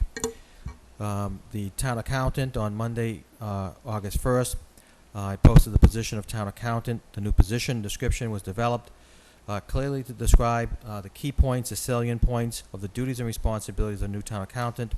I work closely with Chairman Cruz to advance this important personnel matter in the coming weeks. I've requested Selectwoman Ellen Begley to serve on the interview committee, and any other members. I know there was interest from other members. Kara Winslow? Traditionally, we only have 1 selectman, so. No, we're going to have 2 on that. We haven't. Go ahead.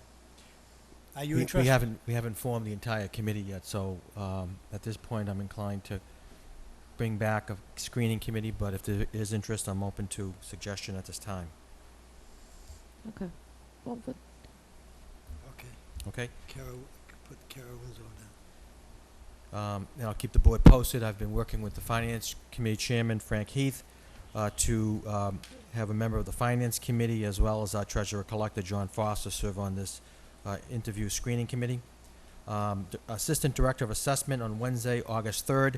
I posted the position of Assistant Director of Assessment as per my directive to the Director, Elsa Miller. Wanted to give Elsa time to get her feet on the ground and to assess the office staff and put together an updated job posting, which we have done. It is important that we continue with the triannual revaluation process, which Elsa is quarterbacking for us, and I'll keep the board posted on this personnel matter. Item B, the Sheriff's Department, in your packet, you should have a Code Red system update, which is to try to get updated telephone numbers, cell phone numbers, designed to be in a database pending some form of natural disaster or some form of emergency preparedness. And we're working with the Sheriff's Department on this. It will allow a reverse 911 system to help keep residents updated on emergencies. I'd like to also add at this point, I have convened Police Chief Richard Stanley, Fire Chief McDuffie, and Chief Anderson from Onset. We'll be meeting in Onset on Friday morning at 10 o'clock to continue our preparedness. If you recall, last year we worked very hard through Hurricane Earl, even though it kind of fizzled out, to get all of our communications and our systems up to speed with regards to preparedness for any type of disaster that could come forward. Item C, we all received the email. I wanted to print it out for the board. The Executive Office of Administration and Finance has asked communities, including Wareham, for their input in working with our healthcare advisors from GBS, Ginger Hastings. They are preparing draft regulations to guide communities for changes in insurance plans. This was passed in the state budget, and we are working with Ginger from GBS to get a workshop together so that we can all understand how these new regulations will move forward. Item D, I attended with all of the members of the board, including Michael Schneider, and over 800 people participated in a wide range of public safety programs at our second annual National Night Out. This is an important not only community event, but public safety event that we were joined by Senator Mark Pacheco, District Attorney Tim Cruz, and the entire board, as well as Tiny Lopes and Processed, to Lopes Field, where we experienced a little bit of rain, a little bit of commotion, but I'm sure all of the families and youth involved certainly enjoyed the evening.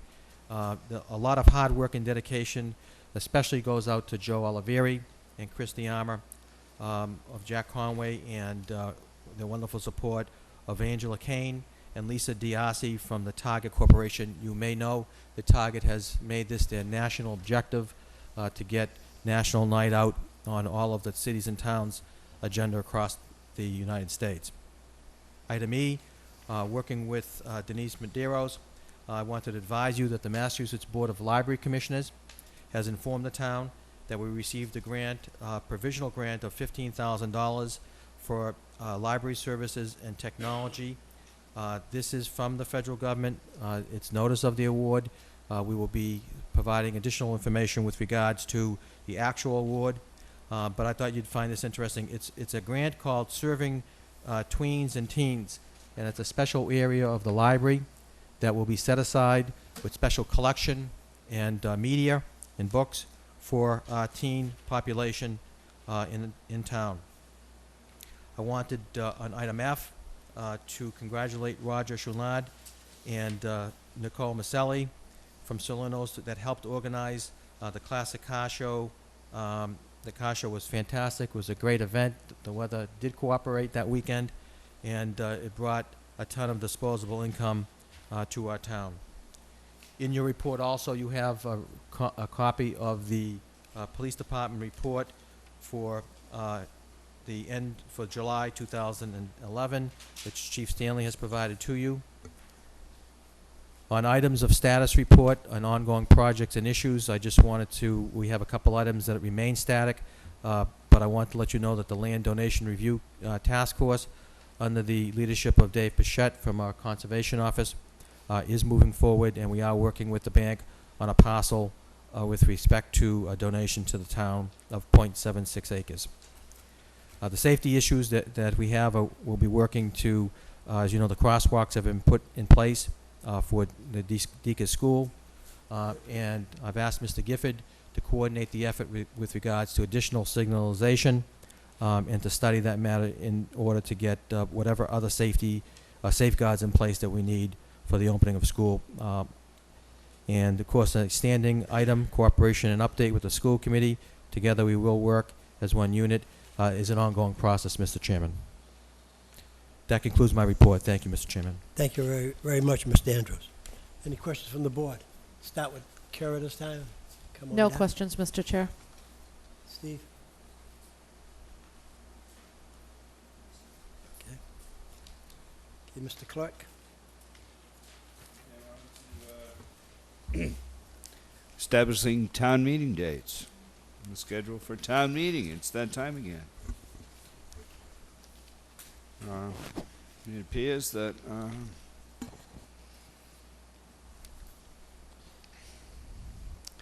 today, the 9th, it is the 9th. Jeez. Summer is almost over. Can you believe this? It says that the Board of Selectmen should establish all dates for the completion of the warrant. The suggested schedule is Friday, August 19th would be the last day to post in one public place in each precinct a notice of intention to Board of Selectmen to call the fall town meeting for October 24th, which the bylaw states is 10 days notice before the warrant closes. The suggested closing date is Friday, September 2nd, the last day to submit petition articles to be inserted in the warrant. And this is under Section 2-4, where those should be done 45 days or more before town meeting convenes. Tuesday, September 13th, the Board of Selectmen would officially close the warrant. So, Mr. Chairman, my first comment would be is to make sure that, I think in September, do we go back to regular scheduled meetings? Yeah, starting in September and October, we will go back to every week. Okay, so I don't need to worry about that. On Tuesdays, we'll be here. And then on Friday, September 16th, would be the last day to post in each precinct and deliver a copy of the warrant to the town moderator and the chairman of each committee established by Section 2-5 of the Wareham Charter within 3 days of closing the warrant. On Monday, the 19th, is the last day to submit to the Finance Committee articles included in the warrant. Thursday, September 22nd, is the last day to publish the warrant in a local newspaper. October 24th, on Monday, would be the commencement of the annual town meeting. Because the town meeting, the fall town meeting, Mr. Chairman, is supposed to be on the fourth Monday of October, according to our bylaws and charter. So that is the prescribed schedule that I have. I don't know if anyone has any comments about the schedule or sees anything wrong with the schedule. I think Mrs. Winslow has. There we go. I always have something to say, Mr. Chair.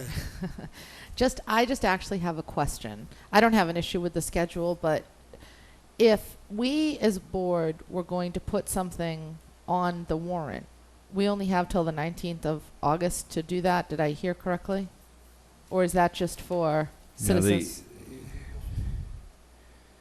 Friday, September 2nd Okay. is the last day to submit petition articles to be inserted in the warrant, which Okay. is 45 days or more before town meeting convenes.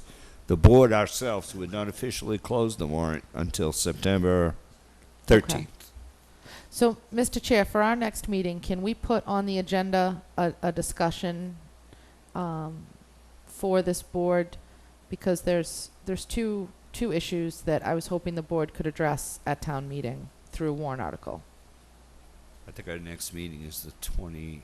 Next meeting is the 23rd, then after that, we're 23rd. having every Tuesday in the month of September and October. So we'd have to do it. Prior. We'd have to do it on that 23rd That's why I'm asking. meeting, Yeah, if that works for you. that's fine. I can get up a draft just of, what I'm thinking to be included want in me our to packets. Request to Mr. Cruz to put discussion of board warrant articles on the 23rd. If he would be so kind, yes. Right, and then we can just make sure that Janet has it so she can. Yes. Yes. Shirley, thank you. Thank you.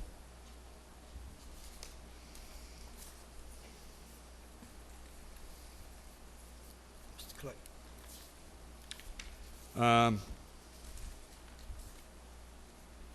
Well, I'm not really sure what you're asking me to do. We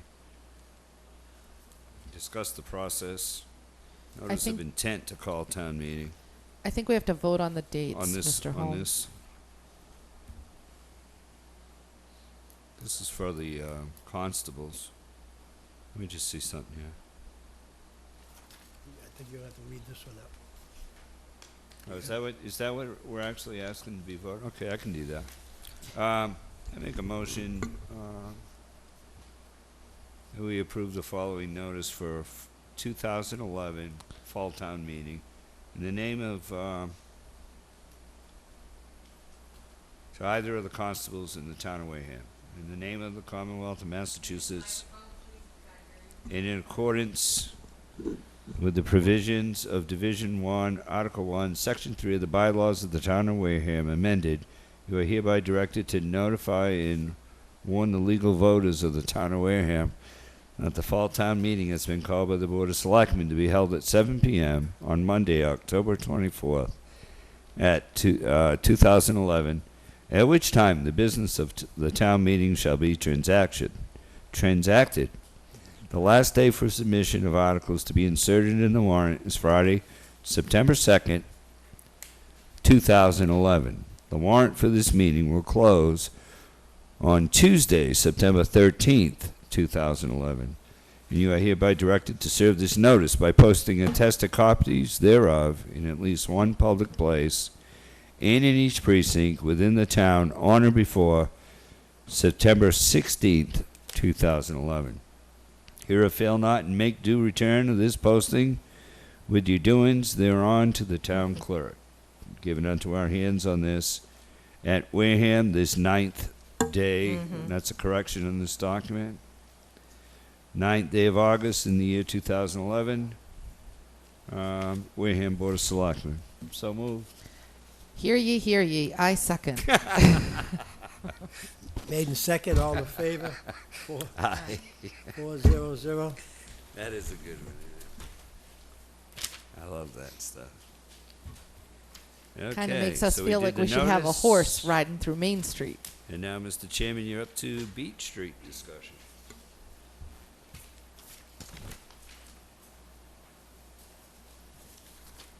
We have discussion on Beach Street.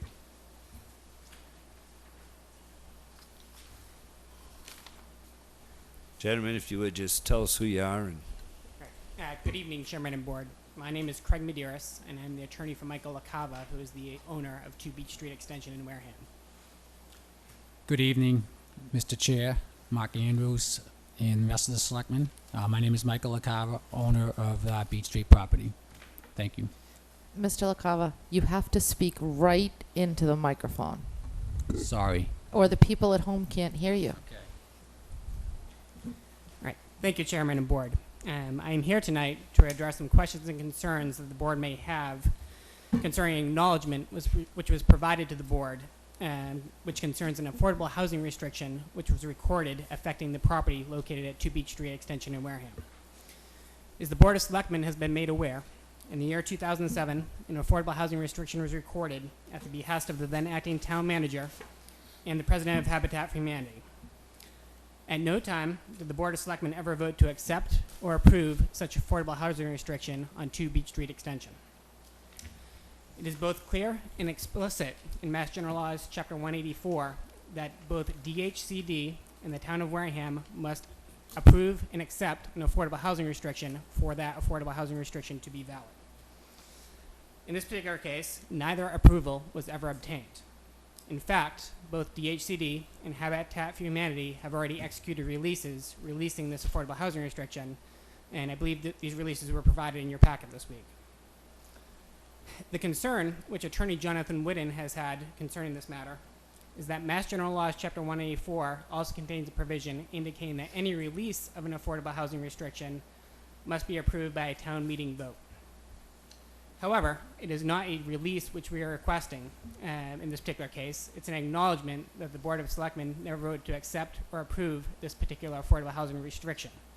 Therefore, there's a clear distinction between granting a release and acknowledging that this restriction was never in place at any given time. In addition to my own opinion, both First American Title Insurance Company and Stewart Title Insurance Company have agreed that acknowledgement would not constitute a release under Mass General Laws Chapter 184, and they both have agreed to issue clean title insurance policies on this parcel, provided that the board does acknowledge that no vote was ever granted accepting or approving this affordable housing restriction. If the board does have any further questions regarding this matter, I'd be happy to answer any of those questions or concerns. Thank you. Kara will start from that end. If you have any questions. Thank you, Mr. Chair. My first question is that obviously Mr. LaCava is attempting to sell this unit as a market rate unit like I would sell my house or anybody else would sell their house. But this issue came to light.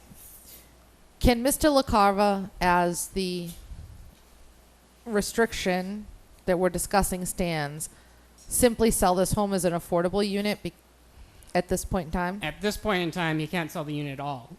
It is a title issue regarding the property. The problem is the actual restriction itself refers to the LIP program, which DHCD administers.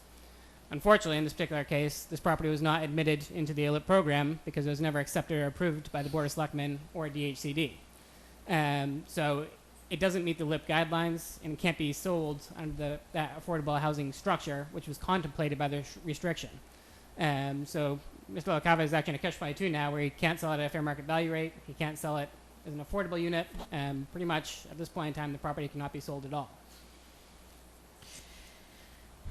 And my understanding from a quick call from Attorney Bowen late on my way in tonight to answer one of my questions was that there's been an awful lot of conversation between the attorneys recently, between yourself. Pretty much all of my discussion has been with Attorney Whitten. It wasn't until the last day that I was aware that Attorney Bowen was really even involved in this particular matter. Therefore, this morning I sent Attorney Bowen a number of materials to kind of have him better versed in this matter. But to this point in time, I haven't had much discussion with Attorney Bowen besides providing with those materials today. I believe he indicated around 4 o'clock today that he would talk to the board and see if he could become further involved in the matter. But my contact has really solely been involved with Attorney Whitten. So my question to you, Attorney Medeiros, is it? Thank you. Would you and your client be amenable to having a meeting with all the principals involved, because it seems to me, and there seems to be some level of miscommunication here.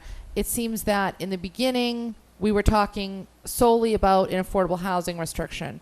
When I talked to Attorney Bowen, as I said, a very quick, less than 2-minute conversation, and I had mentioned to Chair Cruz this morning on the phone when I called to check the agenda, the question before us is the validity and the enforcement of what's recorded on the deed. Which is the affordable housing restriction. Which is the affordable housing restriction. The question that the cloud, if you will, on the deed is the restriction that was placed. Correct. And because the restriction did not follow through the proper channels, you can't go back in history and redo that. Correct. So my question, as I stated earlier, is would that be amenable to you and your client to sit down in the next couple days with Attorney Bowen, Attorney Whitten, perhaps the chair of the board, Mr. Cruz, or anybody he would designate, to see if, because I think that the concern here, and I have to be honest that I share the concern, is that an affordable housing restriction is an interest in real property. And while I've read everything and I understand what you're saying, there is always the concern that because it's an interest in real property, that there could be some type of backlash or legal issues further down the road for this board. Correct. I mean, that's part of my argument on the converse side, is because it's an interest in real property, the board has to accept or approve the purchase of that interest in real property. I mean, the requirements are both ways. They apply both to the purchase of real property by the board. They also apply to the release. In this particular case, the initial process of approving that purchase was never consummated. So it's somewhat incongruent to go back and now follow the process for the release when it was never followed for the initial process of purchasing the real property. But to go back to your question, we'd be very glad to meet with Attorney Bowen, as well as any member of the town in the next couple of days. I mean, our only concern at this point is the property has been under agreement for a period of time, so it's just a matter that's been dragging on a little bit. And we'd like to do that as soon as possible, but we'd be very glad to meet with any member of the town, the town's council. One other thing I would recommend is Attorney Bowen's firm actually does have an attorney which specializes in restrictions and title matters. I do highly respect Attorney Whitten. He's a great 40B attorney, but I don't think the dispositive issue in this case is really a 40B matter. I think it's more a title matter, and it's more a matter regarding the legality of a restriction, which I don't believe is necessarily Attorney Whitten's specialty. So if it's my recommendation, I wouldn't be adverse to keeping Attorney Whitten involved, but to exploring the possibility of also having the attorney from Richard Bowen's firm look into the matter would be very much appreciated, if that's a possibility. Mr. Chair, is that something that we can do? I mean, can we arrange this so that everybody's kind of sitting at the same table? We don't have these emails going back and forth, and he said this, and so said that, and see if we can get this situation really resolved. I think we can, but before we decide on anything, if you are done with your question. I'm all set, yes. Mr. Holmes? I don't have any questions at this time. I will reserve my comments until any other town business, because we have citizens sitting in front of me, and I'm pretty disgusted by this whole process. So I'll wait. Mr. Bagley? Mrs. Bagley? Yeah, thanks. It's a short hair.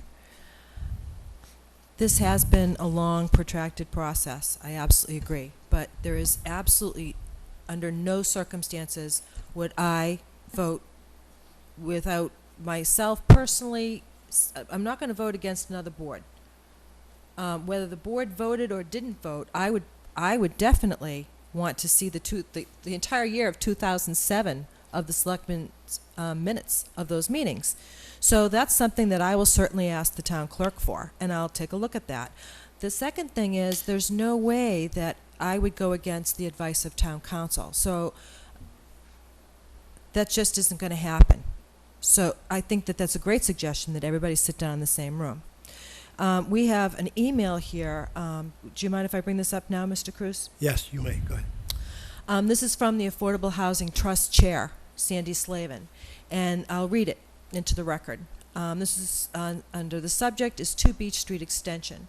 The Affordable Housing Trust requests that no action be taken on the deed restriction on the property located at 2 Beach Street Extension until the trust can review this deed. It is our understanding that the AHT is mentioned in the deed and wishes to review the deed restriction before making a recommendation to the Board of Selectmen and the town administrator. The Affordable Housing Trust holds its next meeting on August 11th at 4:30 p.m. And that would be certainly is a reasonable request. I mean, just to address that matter quickly, I'm confident the Affordable Housing Trust is not referenced in the deed whatsoever. I'm sure the town council could confirm that fact. And just as a matter of history, the subject property was built in the year 2000, which was well before the Affordable Housing Trust was established. Is my understanding that it was established approximately the year 2006 to 2007. So its construction by 6 or 7 years predated any actions by the Affordable Housing Trust, because it was not even in existence at that point in time. It's certainly a reasonable request, though. They exist now, and that's their purview. So I think it's a very reasonable request, in my opinion. I think the suggestion for us all to meet is, I think it was brought up before, this is a decision to be made between you, yourself, being a lawyer, and the lawyers that represent us, before we take the step to sign anything. That's why we have lawyers representing us, just like you're representing Mr. Carver. And you ask about expertise, what is your expertise in your field? We can ask that the same as you're asking with Mr. Withen. Mr. John Withen's been there a long time.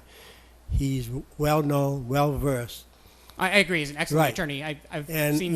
to say one lawyer for the next lawyer, they're all well-versed. You're well-versed in what you're doing. Everybody does their homework. Correct. We appreciate that. No, John Withen's an excellent attorney. I don't disagree with that fact. Don't get me wrong. Right. So what we'll do is set up an appointment where we can all meet or not with the lawyers, because their decision is what's going to make us decide. And I'm hoping the board is concur with that, the best way for us to go. Because when you look at it, if we have never signed, and what you say is true, I'm a layman now, then why are we here sitting here? Why do we have to sign anything? And if a person puts something on a document and nothing else has been done, why can't they go there and just take it off the document? So that's what the lawyers need to go and come back with information to us, so we can make sure that whatever we do is final, because this will be final when we do it. Correct. I mean, more than anything, we'd like to set up a time and place where we can pretty much get all the issues on the table, have all the materials provided to everybody that's an interest to this matter, and go through the matter in detail. I mean, the main issue in this case has been there hasn't been great communication. There's been a lot of emails going back and forth. They've been to particular parties and not to other parties. So I agree with you 100%, and I would very much agree a meeting would help to resolve a lot of those issues. Well, I think Mr. Whitten is on vacation right now. I don't know when he'll be back. And the letter that Mrs. Begley just read was from the Housing Trust, and their meeting was, what, the 11th?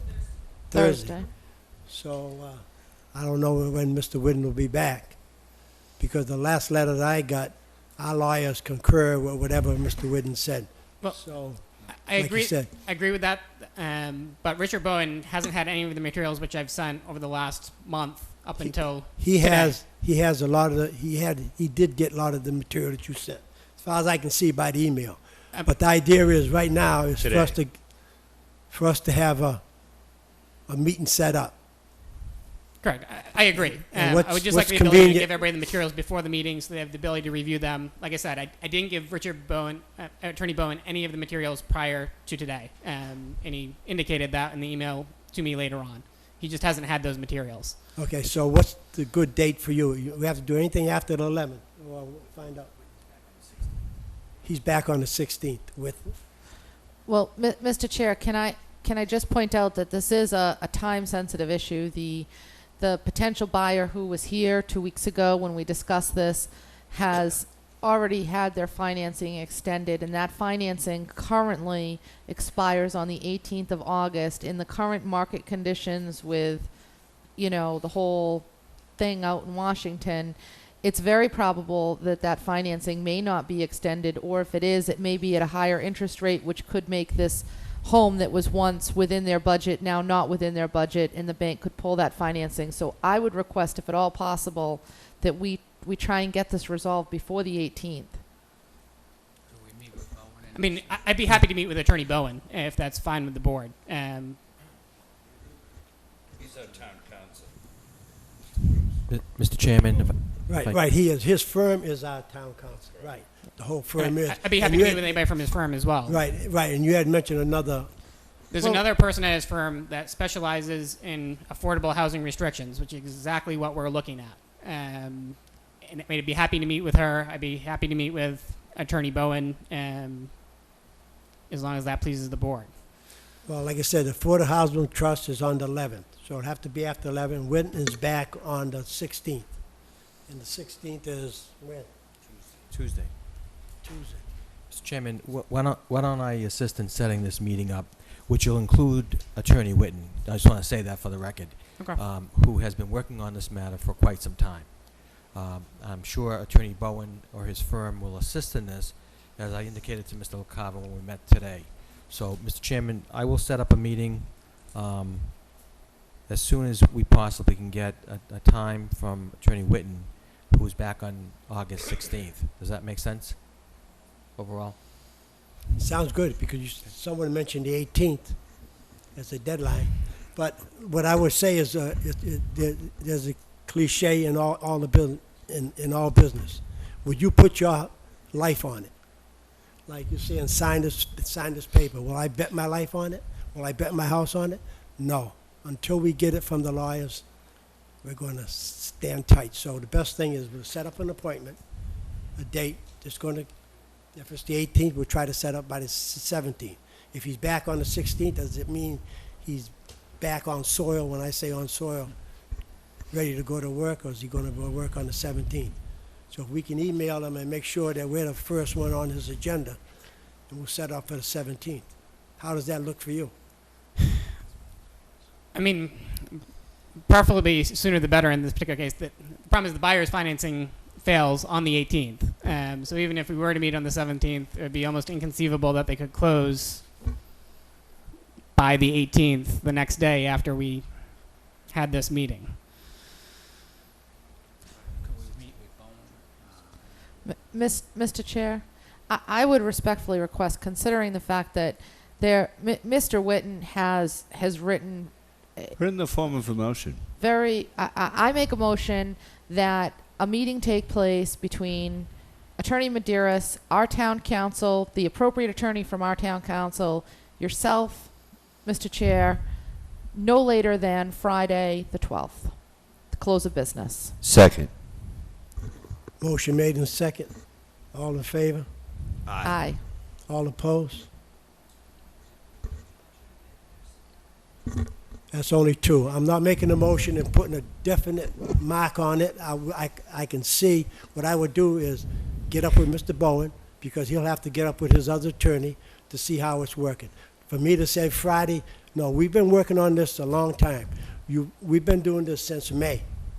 And since May, we're going to come down to the crunch time right now. It should have been done a long time ago. Emails have been going back and forth. We still need to have something back from our attorneys. Mr. Chair, are we certain that Attorney Whitten is currently on vacation? He is. Yes, he is. So we're gonna. I mean, part of my issue also is Attorney Whitten may adjourn on the 16th. I'm presuming his schedule is going to be very busy at that point in time thereafter, and there's no guarantee that there'll be... Well, we can still get in touch with him, before that date. Now, we're not going to wait until the 16th to get in touch with him. That's not the way we run business here. We can get in touch with him tomorrow if we have to. And then he can email us and tell us when he's going to come back. If you was on vacation, you'll be doing the same thing. To you, Mr. Chair, may I make a recommendation for you, Mr. Chair? Yes, go ahead. would it be okay if we set up that meeting, my attorney and Bowen's firm and special counsel in Bowen's firm, to meet with Mr. Andrews and yourself or whoever else needs to meet and communicate with Witten via email or phone conversation if he wants to be involved? Would that be a possibility? I'm just... Well, the possibility is going to be with our attorney. Yeah, I just We, said that. what we're going to do is get back with our attorney as soon as possible, maybe as soon as tomorrow, and let them give us the recommendation. Mr. Chairman, if I may Yes, Mr. Holmes. ask a question. With all due respect, you keep referring to our attorney. Right. Our attorney, the Board of Selectmen's attorney, is town council. John Witten is not town council. Rich Bowen and that firm that we voted in last March is our town council that And- represents this And board. if our town council hired another attorney to do the work, then it's still our attorney. Still our If attorney. he hires If another he did. attorney, if Okay, Rich we're Bowen's assuming, firm. right now, I said tomorrow, or as soon as we can, we're gonna call our attorney, and he's gonna set something up. Okay, so you're going to call Rich Bowen to clarify. I'm gonna call our attorney. Are you talking about, Mr. Chairman, are you talking about town council? I'm talking about town, Rich Bowen and his firm. Rich Bowen and his firm. Big Badowski and I forget the name. I said we're gonna call the town council, the firm. Thank you. Thank you. Thank you very much. Great. Thank you very much. Thank Right. you. Thank you.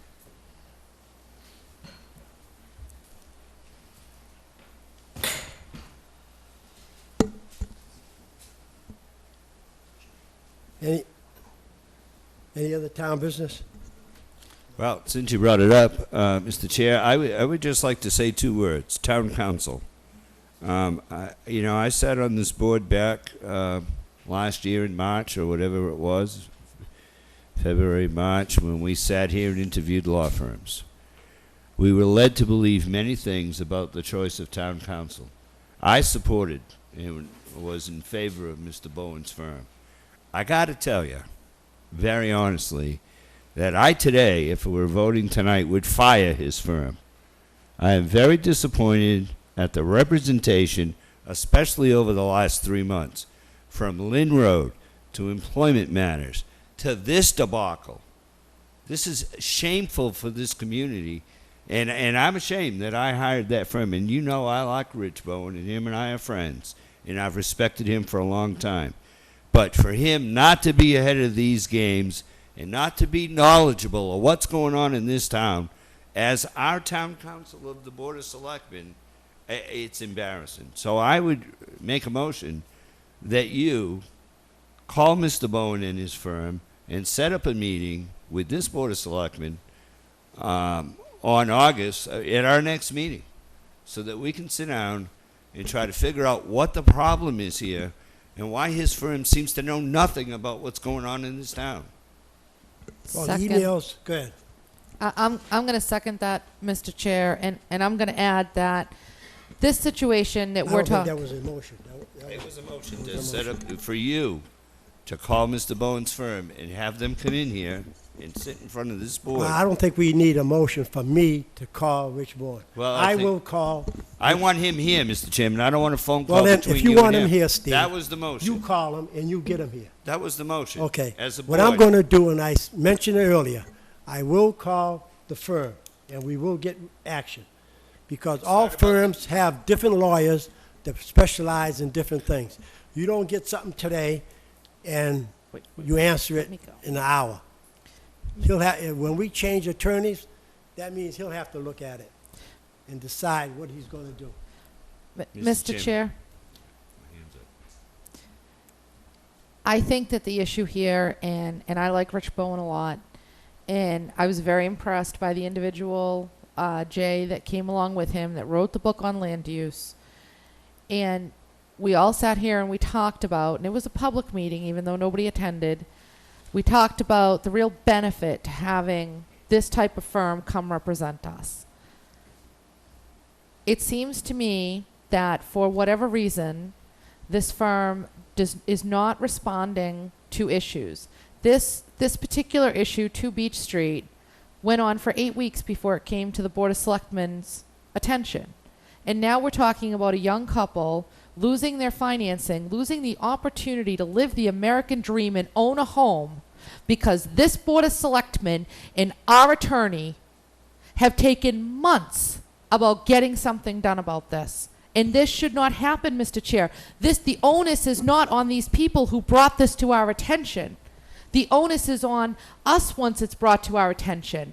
We need to be more responsive to the needs of the community and the issues that are in the community. We can sit up here all we want and talk about economic development and encouraging business and how great it is when folks come out to celebrate these things, but we're not doing our job, and I don't believe that town council is doing their job. And I agree with Mr. Holmes. I think we need to have an open, honest conversation about what the problem is and how we can make this partnership with this new law firm work in the best interest of all.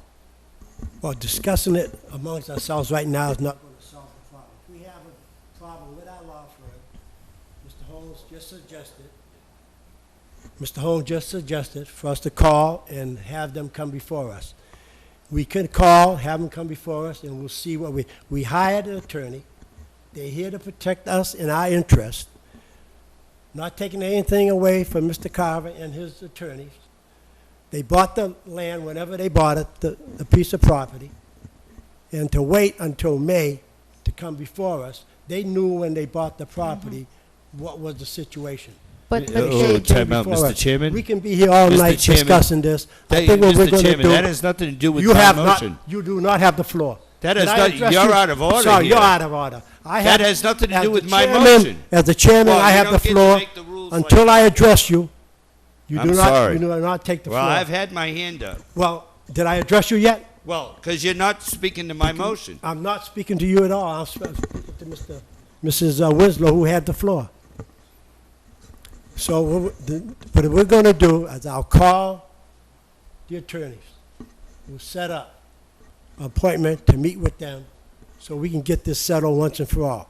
This has gone too long, and the only way for us to get it going is to get all the attorneys together, to have a conversation, to make sure whatever we do is proper and lawful. That's all I'm saying. Thank you. Now, Mr. Holmes. Mr. Cruz, thank you very much for that, but it has nothing to do with my motion.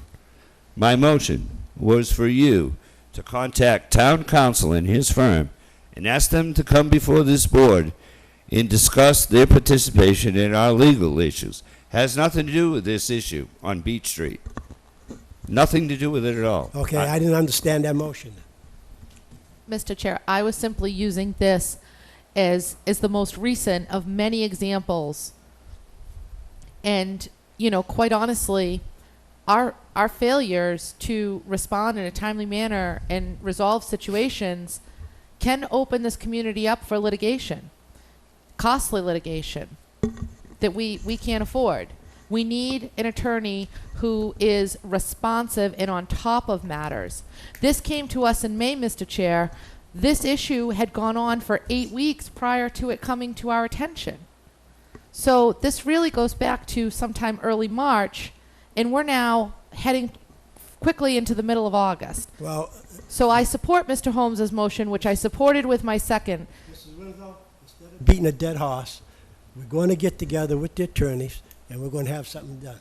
Everyone out there wants something to be done, and we're going to handle it. And talking about the law firm, they did come up before us, and they gave us a status on most of the legalities that we had to do, and everybody was satisfied. They brought, and they're handling a lot of the stuff to spend on our table for years that they're bringing forward and settling it. Now I'll call them, we'll get together, and then I'll inform the board of what's going on. Thank you.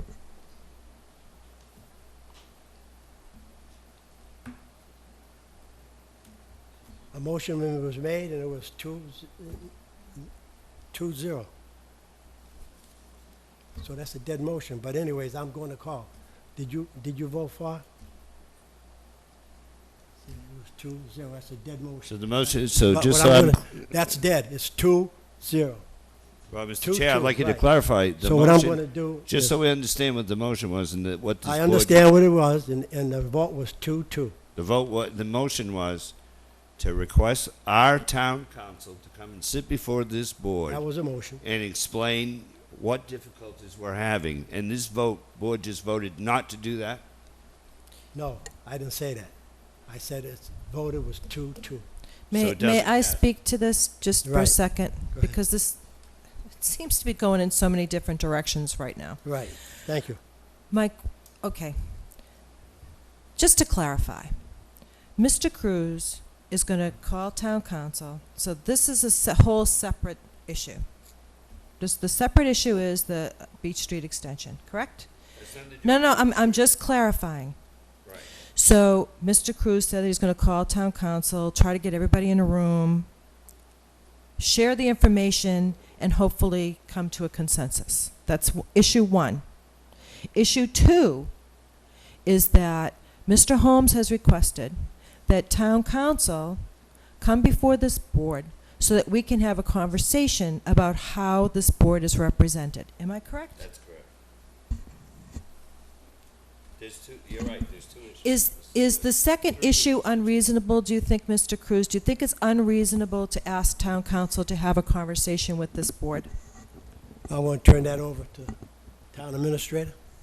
I do not, through you, Mr. Chairman, but what I will provide this board with is a timeline by which we received information, because I think Attorney Madero hit it on the head. There was information going back and forth, and then there was supposed to be information between Attorney Witten and Attorney Bowen. That did not turn out to be the case, from what I could tell. So let's not be chasing our tail here.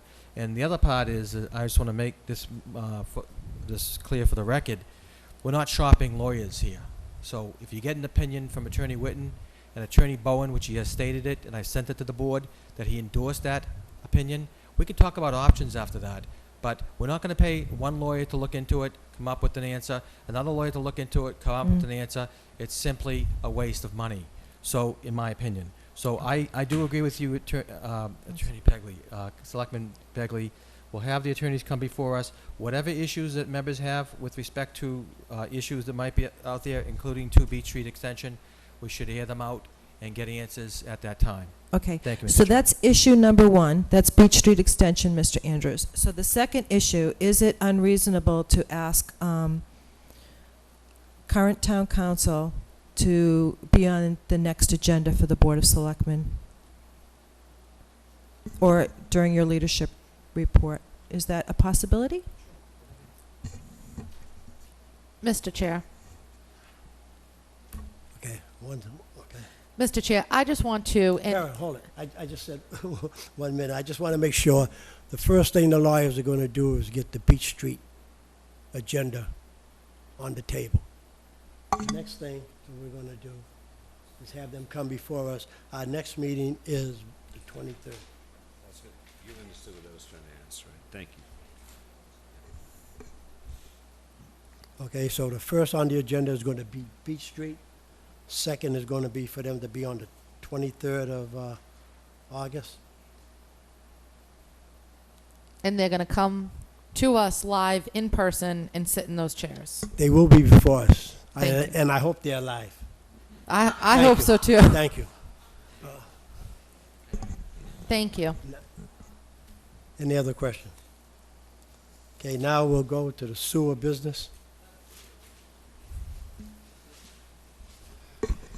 Okay, first we have the first half sewer usage billing.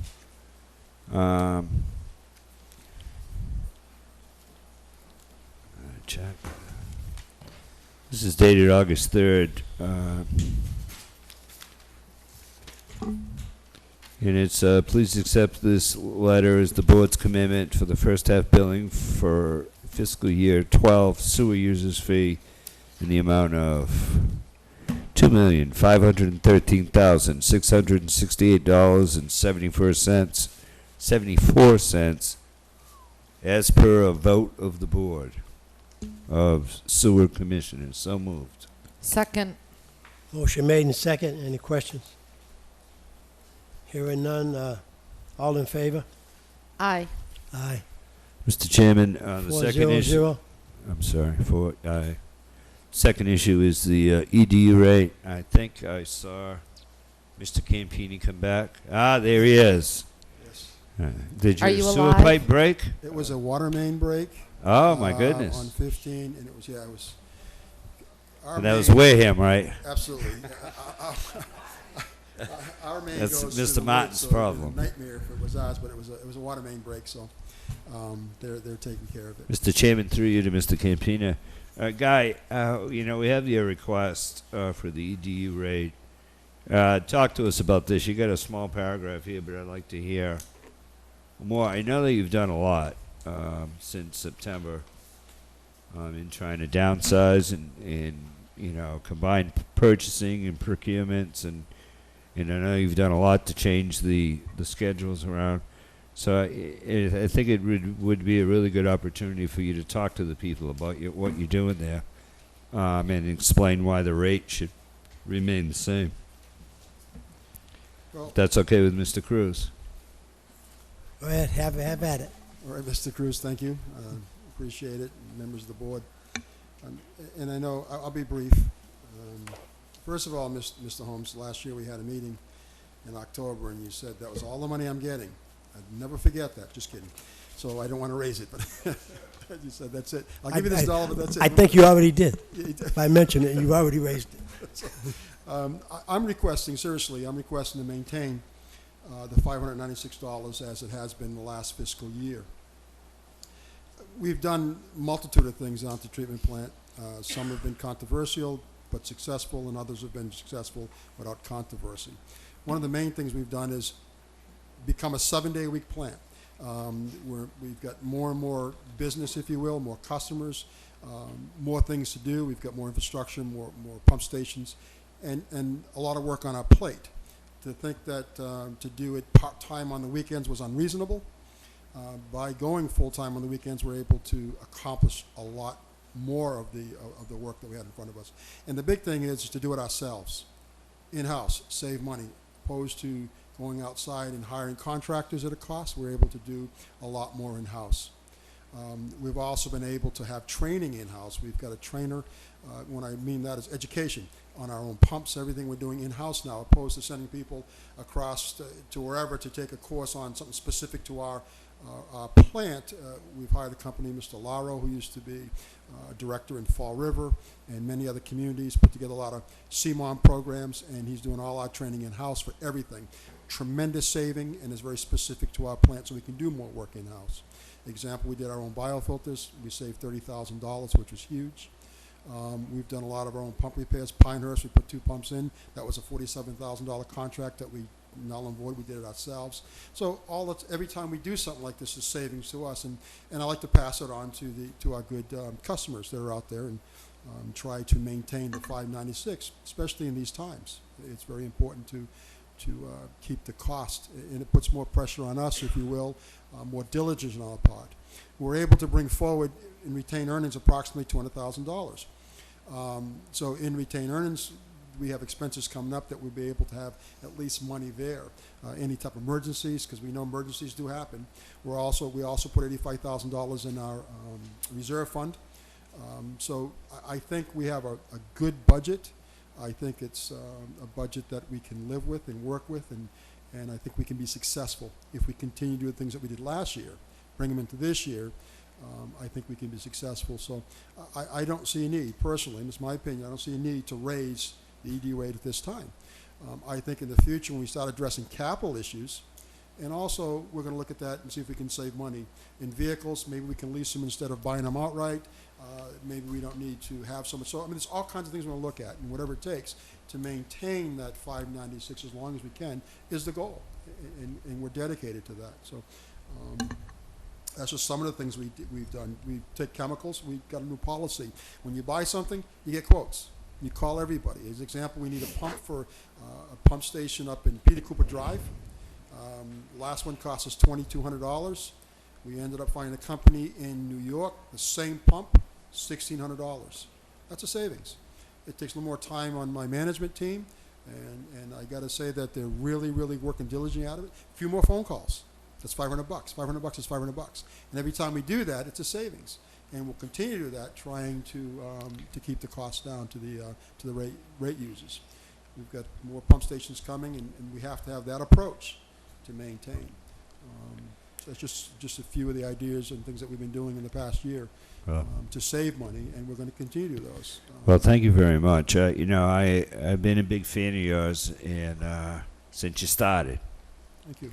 And I do miss your emails. You used to send a lot of informational stuff. Remember that we are still, the five of us, are still sewer commissioners, as well as the Board of Selectmen, until the next election when they'll elect their own sewer commissioners, right? Yes. So I really miss those old emails you used to send, Guy. apologize. They were all about order and this technology and that's. So I, for one, would appreciate starting to receive them again. I don't know why you stopped. I know you're a busy guy. Okay. But it's just informative. It was never any discussion amongst us. But I really do miss those emails. I just want to say that to you. And I want to tell you that, I've been a big fan of yours. And I think the fact that in today's economy that you can keep the rate the same. And I got to take this in the street tomorrow morning. You know that. Yes. And you can keep that rate the same and yet be able to put some money away to pay for something that might break, because we've never really had that there. I commend you, and I think you've done a great job. I appreciate all the support from this board and the encouragement, and it motivates me to try harder and to approach it more as a business approach and try to save money. I mean, it is a tough economy, but I think it's a little more work. I mean, yes, my guys are working harder, and they're buying into it. They're understanding the big picture. So Yeah. I appreciate all the support I get from the board, because that's what keeps me going. I really appreciate Any other it. questions from the board? I'd just like to echo what Mr. Holmes said. Mr. Campina, I appreciate the fact you're keeping it the same, and particularly in this economy. I mean, we're all watching what's happening in the news, and people, it's going to get much, much worse. And this $596 is not just $596. That's the EDU rate. We're talking about people are still paying betterments. So it's more likely, $1,000 a year on top of the EDU rate. So I think that any way that we can help, and I appreciate the fact that you're going out to bid for many of your chemicals, and that you're looking for cost-saving measures. I appreciate that. I appreciate it. And some of the EDU is just $596, but some people pay more than one EDU, so it does have a big bang on them. That's right. So it's From what I understand, laundromats are particularly hard hit. laundromats, seasonal motels. There's a lot of them out there. So, Mhm. and business, we need business to thrive in Wareham. So anything we can do to keep costs down is something that the administration and this board has been talking about for a long time. So we can do everything we can to add our part to it. Absolutely. Mrs. Winslow? Mr. Chair, last year around this time, and Mr. Campina, I also miss your emails. It's Sorry. I kind of feel like I don't get the information. It's people look to this board as leaders. We're elected by the people to represent the people, and when things go on, they call us and they have questions and concerns, and those emails kind of help us answer them. Okay. Without us having to place calls to Mr. Andrews at 11 o'clock on a Saturday night on a weekend, because we already know. But aside from that, Mr. Chair, we had a discussion last year around this time when we talked about the EDU rate of looking at, and we even had a nice little presentation. Mr. Judici came out and he had one of those fancy slideshows that I don't remember the name of it, but we talked about using water usage as a way to calculate sewer rate. And a lot of our laundromats, as Mrs. Begley mentioned, and hotels that are open seasonally are really, they're not making any money today. So I'm not sure why we didn't continue that conversation. I mean, I think that the majority of communities today have metered sewer based on the amount of water that comes into their house. And setting an EDU rate, while it may benefit some, it certainly can be harmful to others. If you have a family with 2 adults and 4 children, or even 2 families living in the same home today, which happens quite a bit, you might have 6 people flushing those toilets and showering And we have a large number of seniors who are single, living by themselves, and they're not using nearly that much water, but they're paying all the same rate. So I'm wondering whatever happened to the discussion that we were going to have on the metered sewer. Mr. Chair, is that a little bit more challenging, Mr. Campina, having a water district and then having the water? That's one question. And then number two, kind of an observation. I agree. I mean, to some extent. A couple using the facilities versus a family of 6 or 8. However, my concern is that family of 6 or 8 would just be devastated by that kind of sewer bill if that's the way it was cut up. It would be devastating to them, a devastating bill. That's my concern. And I don't know, I remember having a conversation with you, Mr. Campina, about some kind of, it was kind of arbitrary how laundromats. They're billed according to machines. It doesn't matter if it's a 35-gallon machine, 15-gallon machine, 40-gallon machine. And they make a lot of machines that are efficient, that use a lot less water, but yet we're charging the same rate that we did years ago. I suggest, and you're absolutely right, and you're absolutely right, Selectman Winslow, we need to look at something. One of the things we can do is form some type of committee. I think we should have a base, and then you penalize and reward. Those that abuse water, well, have to pay more of a fee, and those that conserve should be rewarded for that. But you need a base because there's a cost associated with running this facility. So I think we should have a committee made up of we have brilliant minds in the town of Wareham, brilliant minds, and I think we should get a committee together, and we should really hash this out. We should have a series of workshops, not just this issue, but other issues. And sitting here in front of me, there's brilliant minds. We can work these things out. It just takes time, energy, and we can figure it out. We certainly can. And I would suggest some type of committee really seriously look into water use, and then we can have at it. Good suggestions, and then we can go from there. Because it is time. We're one of the very few, and I don't have the number in front of me, but I want to say it's a handful of communities in the entire, it's probably 2, us and Bourne, but I'm going to be nice and say a handful, that are on the ED rate. So obviously, we're the ancient holdouts for some reason. Now, Bourne has a base. They charge a base, ED, and then they charge so much per gallon, and they incrementally rise it according to use. So they're trying to progress away from pure EDU. It's time. It absolutely is time. You're right. It has to happen. Well, and Mr. Chair, I just want to point out to Selectman Begley's concerns. I shared those concerns, and I did some research last summer when we had this conversation. There are a number of going green programs out there that if the town were to make the move to a metered system where we can get low-flow shower heads, assist with the cost of the replacement of toilets to those new fancy ones. And I know we just had, for free, the people from the state come out to your house and they do an energy audit, and we got a free programmable thermostat and a humongous box of light bulbs and so there are a number of different programs that we can work with people, which would not only possibly help them lower their bills, especially for the struggling elderly. And as I watch the stock market fall, I think mostly about our seniors, because our seniors, unlike people in my generation, don't have the ability to go out and make more money. They're retired, and the nest egg that they're living on is slowly disappearing. And I worry about them a lot because they're on a true fixed income. But I think that this can be done in a way that not only benefits the user and benefits the facility, but also could really result in some water conservation, which is important today. I mean, we talk about going green, limiting our carbon footprint, but water usage is a huge part of true conservation and saving the universe, for generations to come.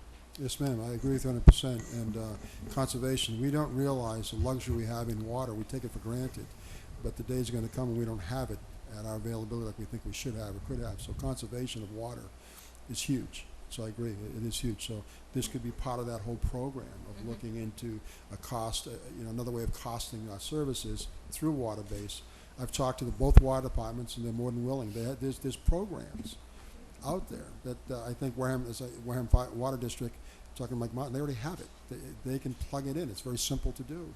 I talked to went to Onset. They said they're willing to do that. I think probably last October I took the initiative and went around and talked to many different people about it. And yeah, it's very doable. We just need to take the time to sit and apply ourselves and get it done. Pretty straightforward. Before I forget, I'm sorry, Mr. Cruz, on the billing that we're going to send out, I would like the permission from the board, and I don't have the pamphlet with me, I apologize. I ordered 5,500 copies talking about grease in the home, putting them in the cans, how to help us get grease out of the system. We have a major grease problem in the town of Wareham through our restaurants, our homes, and we have a lot of grease issues out there that's costing us odor issues, cleaning, clogging, and a lot of things. So You need us to okay putting that in the pamphlet? yeah, I need your permission to put that out in the billing. That works. Are we going to make a motion to set the EDU rate and Yeah, and you pamphlet? want me to? I would make that motion to set the EDU rate at $5.96. Keep it the Motion. same as last year. Motion made. And at the same time, put the pamphlet in the bills when you send them out. Second. Motion made and second. All in favor? Aye. All opposed? We've been doing pretty good, Mr. Chairman, on time. Mr. Well, Chair, could on I these- just ask Mr. Campino one quick question? Yeah, I'm going to say one thing, too. Okay. You're worried about water usage. We shouldn't have to wait until the sewer rate before we do water usage. Water conservation should start now, because they have all them programs out in front of us. So it's done. And I think whoever went with the EDU rate, I think a lot of people are receptive now to going with the water rate, because we do have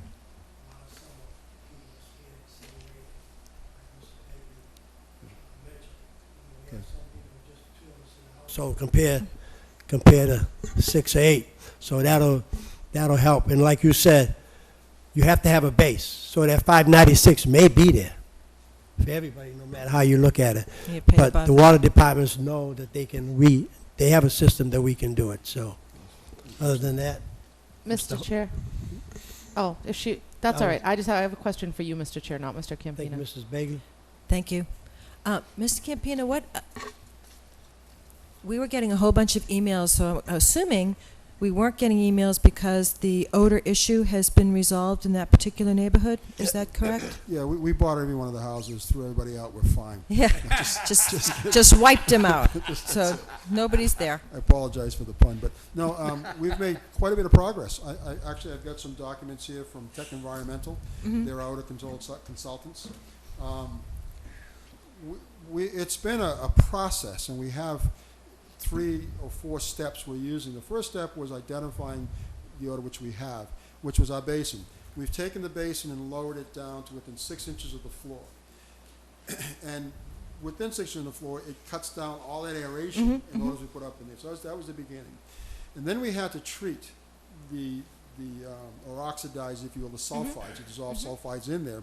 And so we've been using peroxide, and originally potassium permanganate was the choice. And the problem with peroxide and potassium permanganate is that it takes a lot of contact time. It needs a lot of time to contact with the sulfides before they can oxidize it. So now we're looking into a product that we've actually ordered. We're waiting for a tank. It's a double wall tank to come in. It's an iron sulfate based product, which is instantly acting with sulfides. So we're going to inject that at the headworks. We thought we could inject in a couple of manholes along the river, but it's so deep in the woods, I can't get a tank to it, so we have to do it at the headworks. And everything comes into the headworks, it's a huge tank. I forget the gallons, I think it's 5,000 or 8,000 gallons, and don't quote me on that, but we're going to inject it there to get instant mixing with the sulfides. Then we're going to burn the lines, each one of our pump stations. We have 3 main pump stations that come in. First of all, Depot pump station hasn't been pumped in 20 years, so we're going to clean that out next Friday. We're going to bring a vector in there. We're going to clean it all out, and it's just loaded with grease and different things. So that's part of our odor source. If you look at our basin, you'll see a good blanket of grease. So we have a grease issue. So we're going to clean that out. And then we're going to take all these lines that, of course, like your arteries, they get hard and they stop. So we're going to burn it with caustic. That has to be done at evening, because what I have to do is make sure I don't disrupt use. I can't tell people stop flushing, stop showering. So we're gonna do it like 1 o'clock in the morning. What we've been doing is timing our flow patterns when we get all the rush to the plant. Around 12:30, 1 o'clock, it slows down. So at that time, we're going to literally pump the wells down to 2,000 gallons, and that's the number we're using. Bring that pH up to 14 with caustic soda, and we're going to pump it to the lines and let it set for a few hours. And while it's sitting there, it's going to eat all the slime off these pumps. It's going to destroy all the bacteria that's on these pumps that create. They eat all this oxygen. They create the sulfide-based problems we're having. So, and we'll burn that, and we're hoping to get it in one shot. And then you neutralize that. That's right, and that's going to give us, so when the water comes through and through the lines, it's not going to have all these bacteria sucking all the oxygen up and destroying the product. So it has a great amount of dissolved sulfides in it. So that's what we're going to do to handle that problem. And then from there, because I can't pig the line, which is it's like a bullet, and I got to figure out how to do this because I've got to get inside the main and shoot this bullet down to clean up the line and get it here and then clean it up. It's not set up for it, so we have to set up for that. And that'll be our long-term maintenance. Right. So you've neutralized the grease and those kinds of things and the substances, and then with the caustic substance, and then you neutralize the caustic substance once you're finished. Once it's done, or does it self-neutralize? It's good, actually, by eating all the bacteria. Because remember, this Right. is an ongoing problem because once I get rid of the bacteria, it's only going to come back. Right. You see, I mean, that's reality. So now how do we get rid of the grease? Weston and Sampson's coming in, they're doing a sampling because I want to quantify it. And they're going to take 6 and 28. And they go to every grease trap, they're going to go to every restaurant, internal, external, we're going to quantify it. Put a real number, and then we're going to come to the board, and we're going to ask for a grease policy. Okay. And we're going to put a policy together, and we're going to have the restaurants to make sure they do their part. I've been up in the Wareham Crossing the past month, watching them clean those tanks. Then it's a really beautiful restaurant, but the grease they produce is incredible. It's hammering station down below in our lines, so we got to clean those out. We're in Friendlies today. We've done the burger joint. We've done them all, and that began. Now we get off the crouton factory. Not that they're pumping regularly and doing all the good things, but the temperature of their product, because it comes in at a high temperature, and it just literally burns right through that grease trap. Right. So right in the line, so we're getting that. So we have an issue, and so we're hoping to, after we quantify this, we're hoping to bring to the board a decent policy for grease, and then we can sit down and we can put this into play and go clean all these lines and start cleaning all the infrastructure. Okay. And that'll be the long-term solution for these folks. Okay. One other question. Absolutely. I'm sorry to take so much time. The odor that's by Toby Road and near Yes, that's bad. It's bad. Well. And Faring, is it Faring Hill Road? Yes, that's the Springborn pump station, which is taking all the It grease is from all that bad. area. Yeah, absolutely. Yes, absolutely, ma'am. You're right. And all the grease that's coming out of the crouton factory, the factory that they're making donuts, the donut factory. And then also we're getting a candy factory. They called me today, and they were very nice because they said, what can we do to help you with grease? Nobody's ever said that before, so I'm welcoming this. I was like, yeah, come on down. You get the chocolate, but they're ideal to help us out. It's really incredible. So you're right. I want to describe to Mr. Holmes where it is. When you go down Toby Road, and then you could take a left to go towards Deacon's School, or you could take a right and go under where the trash train. The odor there, I don't know how people live there. Right there. That's right. We've ordered. Just driving through it's crazy. is Meteor's- horrible. It's on its way. Should be here this week. We ordered a meter from Texas, and what we do is outside that station there's a canister that's been there forever, and the meter in this, it's actually a activated carbon. And so we're going to pull all the air out of that chamber where everything empties in, pull all that air out, put it through this carbon-based product, and so we'll get rid of the odor. We're going to actually evacuate that odor and treat it. And so that should happen this week. So Have citizens been complaining routinely from those odors, especially I've only had this? two. I've only had two. I so- don't. Just driving by, Yes, it's ma'am, I only had two. obnoxious. And I tell you, Mondays and Thursdays and Fridays and sometimes Saturdays, it's really horrendous. We get a lot of grease. So we're going to address that, and that's part of the long-term solution. And also the long-term solution for the neighbors is that we got to do an equalizing basin, which is going to be underground. That's the long-term. That takes about 9-10 months to go through DEP to get that done. But before we just arbitrarily build a tank, we want to size it properly. Because the bigger you go, the more money it goes. So we're sizing it properly. Is your neighborhood able to have the windows open in the Yes, summer ma'am. now? Okay. There's occasion, like I had another complaint today, went over there, washed the basin down, she's very happy. The neighbors are being realistic. They've put up with a lot. They understand what we're doing. They really, truly understand we're working hard on it. They've commended us. I visit them. I see them. I'm probably in their backyards more than they are. I probably see them more than they see. And so, I mean, we're reacting, and I got to say that they're encouraged by what we're doing. And what we've done is, it's important that we treat water to put to the river. We've taken that same energy, that same urgency, and applied it to odors. And the neighbors deserve that, and we've emphatically told them that, encouraged them. I mean, that's the reality. Thank them for their help all the time, their patience, and because they help us do a better job by complaining. Complaining isn't something that I take negative. It helps me do a better job. And if they're not complaining, I can't do a better job. So I ask them, call me. They have my cell phone. They call me at midnight, 1 in the morning. They email me. Whenever it is, I go out there because they deserve that. Mr. Chair? Next. I just had a you already comment. in the No, beginning. I had to make the motion. My only comment was, Mr. Chairman and fellow members of the board, we're getting ready to go back to weekly meetings. And I think we've done a pretty good job on the every other week, getting out of here on time. And as a sewer commissioner, on our part of the agenda, I wouldn't mind having Guy come back if he's available on certain Tuesdays for 10 or 15 minutes and having this type of discussion. Because our sewer commissioner's report here is very weak, unless there's something we're voting on. So I think this is 15 minutes very well spent, and I enjoy it. So, once we go back to every week, Guy, maybe you could come in under our area, and we could pick a different subject, or we could submit questions to you, and you could come in and make a little speech for us and tell us what's going on. So thank you again. I'd be happy to. I would be happy. Mr. Now, you Campino. said you're going to keep it short, so that's enough. Okay. All right. We're done. Mr. Campino, don't you have open door policy where any one of these selectmen can go down and Absolutely. take I a have, visit? and also with my neighbors, I have open door policy. I mean, and I tell people that, and they look at you like you're kind of crazy, but I mean that sincerely. I invite them in constantly because that's anytime. Mrs. Winslow, do you have anything? Anytime. Thank you, Mr. Campino. We are running up against the hour at 10, but I do think you're fabulous, and I think you do deserve an award. So, Mr. Chair, can we do that workshop that we talked about, have Mr. Campino come? And I'd suggest after Labor Day, maybe one of the Saturdays, because our agenda for the next meeting is pretty full, and I know we all planned our summer vacations around our What August workshop? schedule. The one that I had suggested some weeks ago, or no, is this a different workshop? To talk about metering sewer. Oh. What workshop did you suggest? That sounds good. Yeah, so let's get There's a through, lot of workshops. Absolutely. let's get through the end of summer, and then if we can, find a Saturday. Maybe some sort of schedule for workshops we can keep in mind. Thanks, Guy. I agree. We had talked about September Mr. Campino. workshop on policies.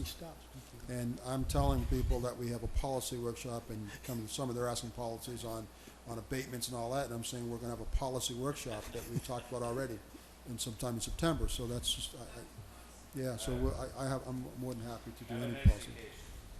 Bye, Guy. You on vacation? Yes. Yes, when I play, I'm a chatterbox. I apologize. I can't help it, but I'd love to play golf with you. I'll play golf. Well, then how can I win if I'm not talking? And that's part of the strategy. Thank you. Enjoy your vacation. Thank you. Thank you very much. Have a good one. Okay. Thank you. Do you know there's a Guy in every generation of my family? Because the person that came over from Italy was Guy, which I didn't know till Saturday when we went to a family reunion and met somebody from Italy who told us the story. Cool, huh? Okay, wait up. Did we vote on this? Yeah, we did. On the, 400, right. Yeah, it was 400. Go ahead, clerk. Liaison report. Really, I'm gonna save my capital planning stuff. I believe that there's a meeting Thursday morning, which I have a conflict with that, so I don't think I'm gonna be available for that. I was trying to change it, but I still haven't been able to accomplish that. But Board of Library Trustees also meets on Thursday at 5:30. There are openings on the Board of Library Trustees. If you're interested, please come along. And the Recycling Committee is also a very fun and exciting group, and they do have cookies. So, if you're interested in Recycling Committee. That's all I have for tonight. Board of Health is working on nitrogen regulations. They had some recommendations from council, and they continue to work on it, and then they'll post it for a public hearing. Minot Forest changed their meeting because of conflicts, so if anyone wants to attend, it's on the 16th, which is next Tuesday, at 7 p.m. Over at Town Hall. And I think that's about it. Now, for capital planning, they, just to FYI, they usually meet at 9 a.m., but they're meeting at 11 a.m. on Thursday, I believe. And that's the problem I have, Mrs. Begley, was that Yeah. I needed to be somewhere else by I understand. 11, yeah. But by I'm just letting the 11:30, public so- know it's at 11. Yeah. And are we going to have, they've been working very, very hard with that committee. Is there going to be any chance of having capital planning on the agenda sometime soon, maybe early September, do you think, Yes, Mr. September Cruz? would be.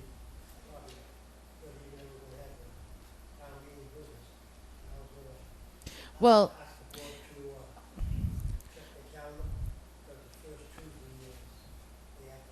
Yes. Well, I mean,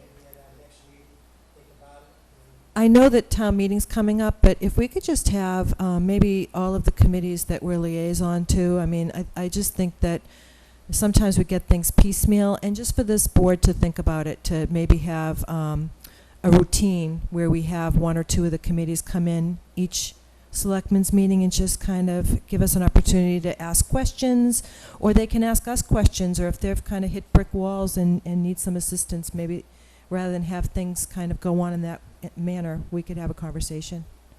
I think that's a good idea, because I think someone else brought it up a few months ago, and we haven't done anything on it, so that would be good. yeah, I think, Mr. Chair, I think that's a great idea. I do want to put capital planning on the agenda, but that's something I wanted to discuss with the chairman in terms of the timing, because there's so many open issues, and I want to make sure that when they come before us, that they're prepared to come before us and they're ready. They are going to need to have some conversation with us regardless, because town meeting's coming up, and they had said that they were going to hold off asking for their list until the fall. So I think September is probably a good time, and Mr. Chair, you and I'll connect with the chairman of that committee to find out where they're at, because since I won't be there on Thursday, and unless something changes between now and then. Sound good?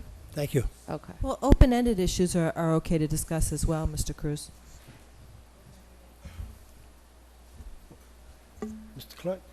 Yeah, two things. On the Board of Council on Aging, we have a gentleman who's resigning. I asked the chairperson, I know she's here. Yeah, she's in the back there. I've asked her to bring forward, we have one outstanding appointment on the list, and now there would be an opening as an associate member, Mr. Chairman. So I've asked the chairman to send a letter in so that we can keep that board at full strength. Thank you. And another issue that came up that evening, I will call you on, Mr. Chair, to get an agenda on next week. So I'm very concerned over an issue of two directors, two different buildings, people having to move from one building to another.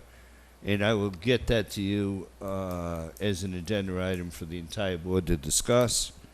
And I'm referring to the Council on Aging Director and the Social Services Director. If it's appropriate now, I can ask you to put it on the agenda for the 23rd. I think it's a real serious issue that the board needs to talk about. And have Mr. Andrews prepared to answer questions. I'm going to give him 2 weeks to get that ready. And finally, on the CEDAR report, at the last liaison report, I asked for, and I want to clarify, when was the date of our last meeting? 2nd of August? No, the last. July 26th. July 26th. I Yeah. asked for some information, and this really blows my mind, but I asked for some information coming from a CEDA meeting, who I'm the liaison to. And I asked certain questions about a previous contract, the discussion about the renewal of that contract, and whether or not we had met certain deadlines and not met certain deadlines. And lo and behold, in my packet that I received is just what I asked for, with a little caveat. The previous contract is here for the interim CETA director. He's given us a fine little report explaining what he's done. And lo and behold, on June 15th, we've signed an extension with this man. This Board of Selectmen was never notified about that. And when I asked to review the extension 2 weeks ago, I would have expected the town administrator to say to me, Selectman Holmes, I've already done that. But because I don't ask a specific question, so I'd like this, I don't get the appropriate answer. So I'd like to have this on our agenda as well, Mr. Chairman, and that'll give the board and Mr. Schneider, who's not here tonight, 2 weeks to review this packet, and then we can discuss that. Because Mr. Chairman, this is plain blindsiding people. If you don't ask a specific question a certain way, you don't get the right answer. So I'd like to have this put on our agenda as well for discussion. Mr. Chairman, if I could. This board has responsibility over the CETA authority, and in no way, shape, or form, at least I wasn't, unless other members of the board were, you were disgusted with this. This should have been a vote by the Board of Selectmen to extend that agreement. Or at least notified when I asked for the information. Mr. Holmes still has the floor. You finished, Mr. Holmes? Yes, sir. Thank you. Okay. Mr. Chairman, excuse me. I'd like to harken back to that discussion because it wasn't on the agenda. It did come up at a meeting. I did respond to you within several days' period of time. I believe this When did it come up, Mr. Andrews? Excuse me. Mr. Andrews. He's not going to sit Hold there. it. One person has the floor. All right, Mr. Chairman. Thank you. Mr. Chairman, I believe the Board of Selectmen did authorize me to enter into agreements and did provide me with the day-to-day responsibilities of CETA. I'll pull the minutes out from that meeting, provide it to every Please member do. of this board. That Please do. happened, yes. And we have had, I think it was mentioned earlier, a very successful CETA board through you, Mr. Chairman, to Selectman Holmes. And I provided you with the most updated information that I had.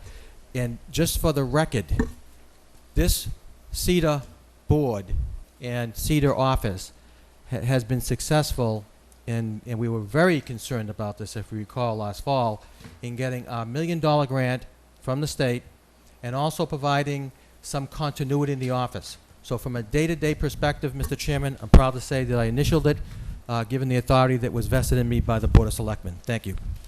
Well, I would disagree with that, and we can have that discussion when it's Mr. on the Holmes. agenda. Not again. Until you're recognized by the chair, you do not speak. He was addressing me. No, he did not. He addressed it all to the board. Thank you. Mr. Chair, I just want to clarify the meeting that we had where we discussed giving the day-to-day CETA operations, and I do think this should be an agenda item. I specifically asked because I was the lone vote against that concept. I specifically asked about the hiring of a CETA director, and I was told by the former chair of the board that that was not a responsibility that we were delegating away. That's correct. So I think it's a good idea to have it on the agenda so that we can talk about the hiring of a new CETA director. I think Mr. Sanborn is a great guy, but he's a consultant. We really need somebody who's dedicated here in Wareham. I thought that we were going to post that job.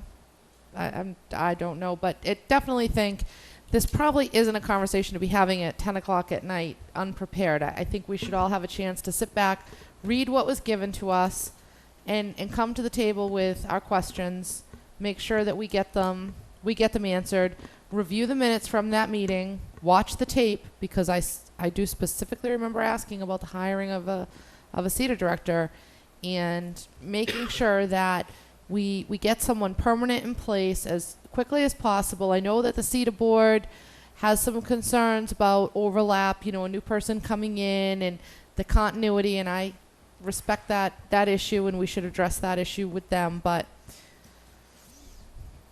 I just wanted to point out that Okay, so on the 23rd, Mr. Andrews, if you come up with your information you have on the minutes, and we'll have it on the agenda for the 20th. It's a matter of record. I'm happy to. Okay, Thank you. thank you. Motion to adjourn. Motion made to adjourn. All in Second. favor? Second. All opposed? Aye. Thank you very much. You're opposed? No, no opposed.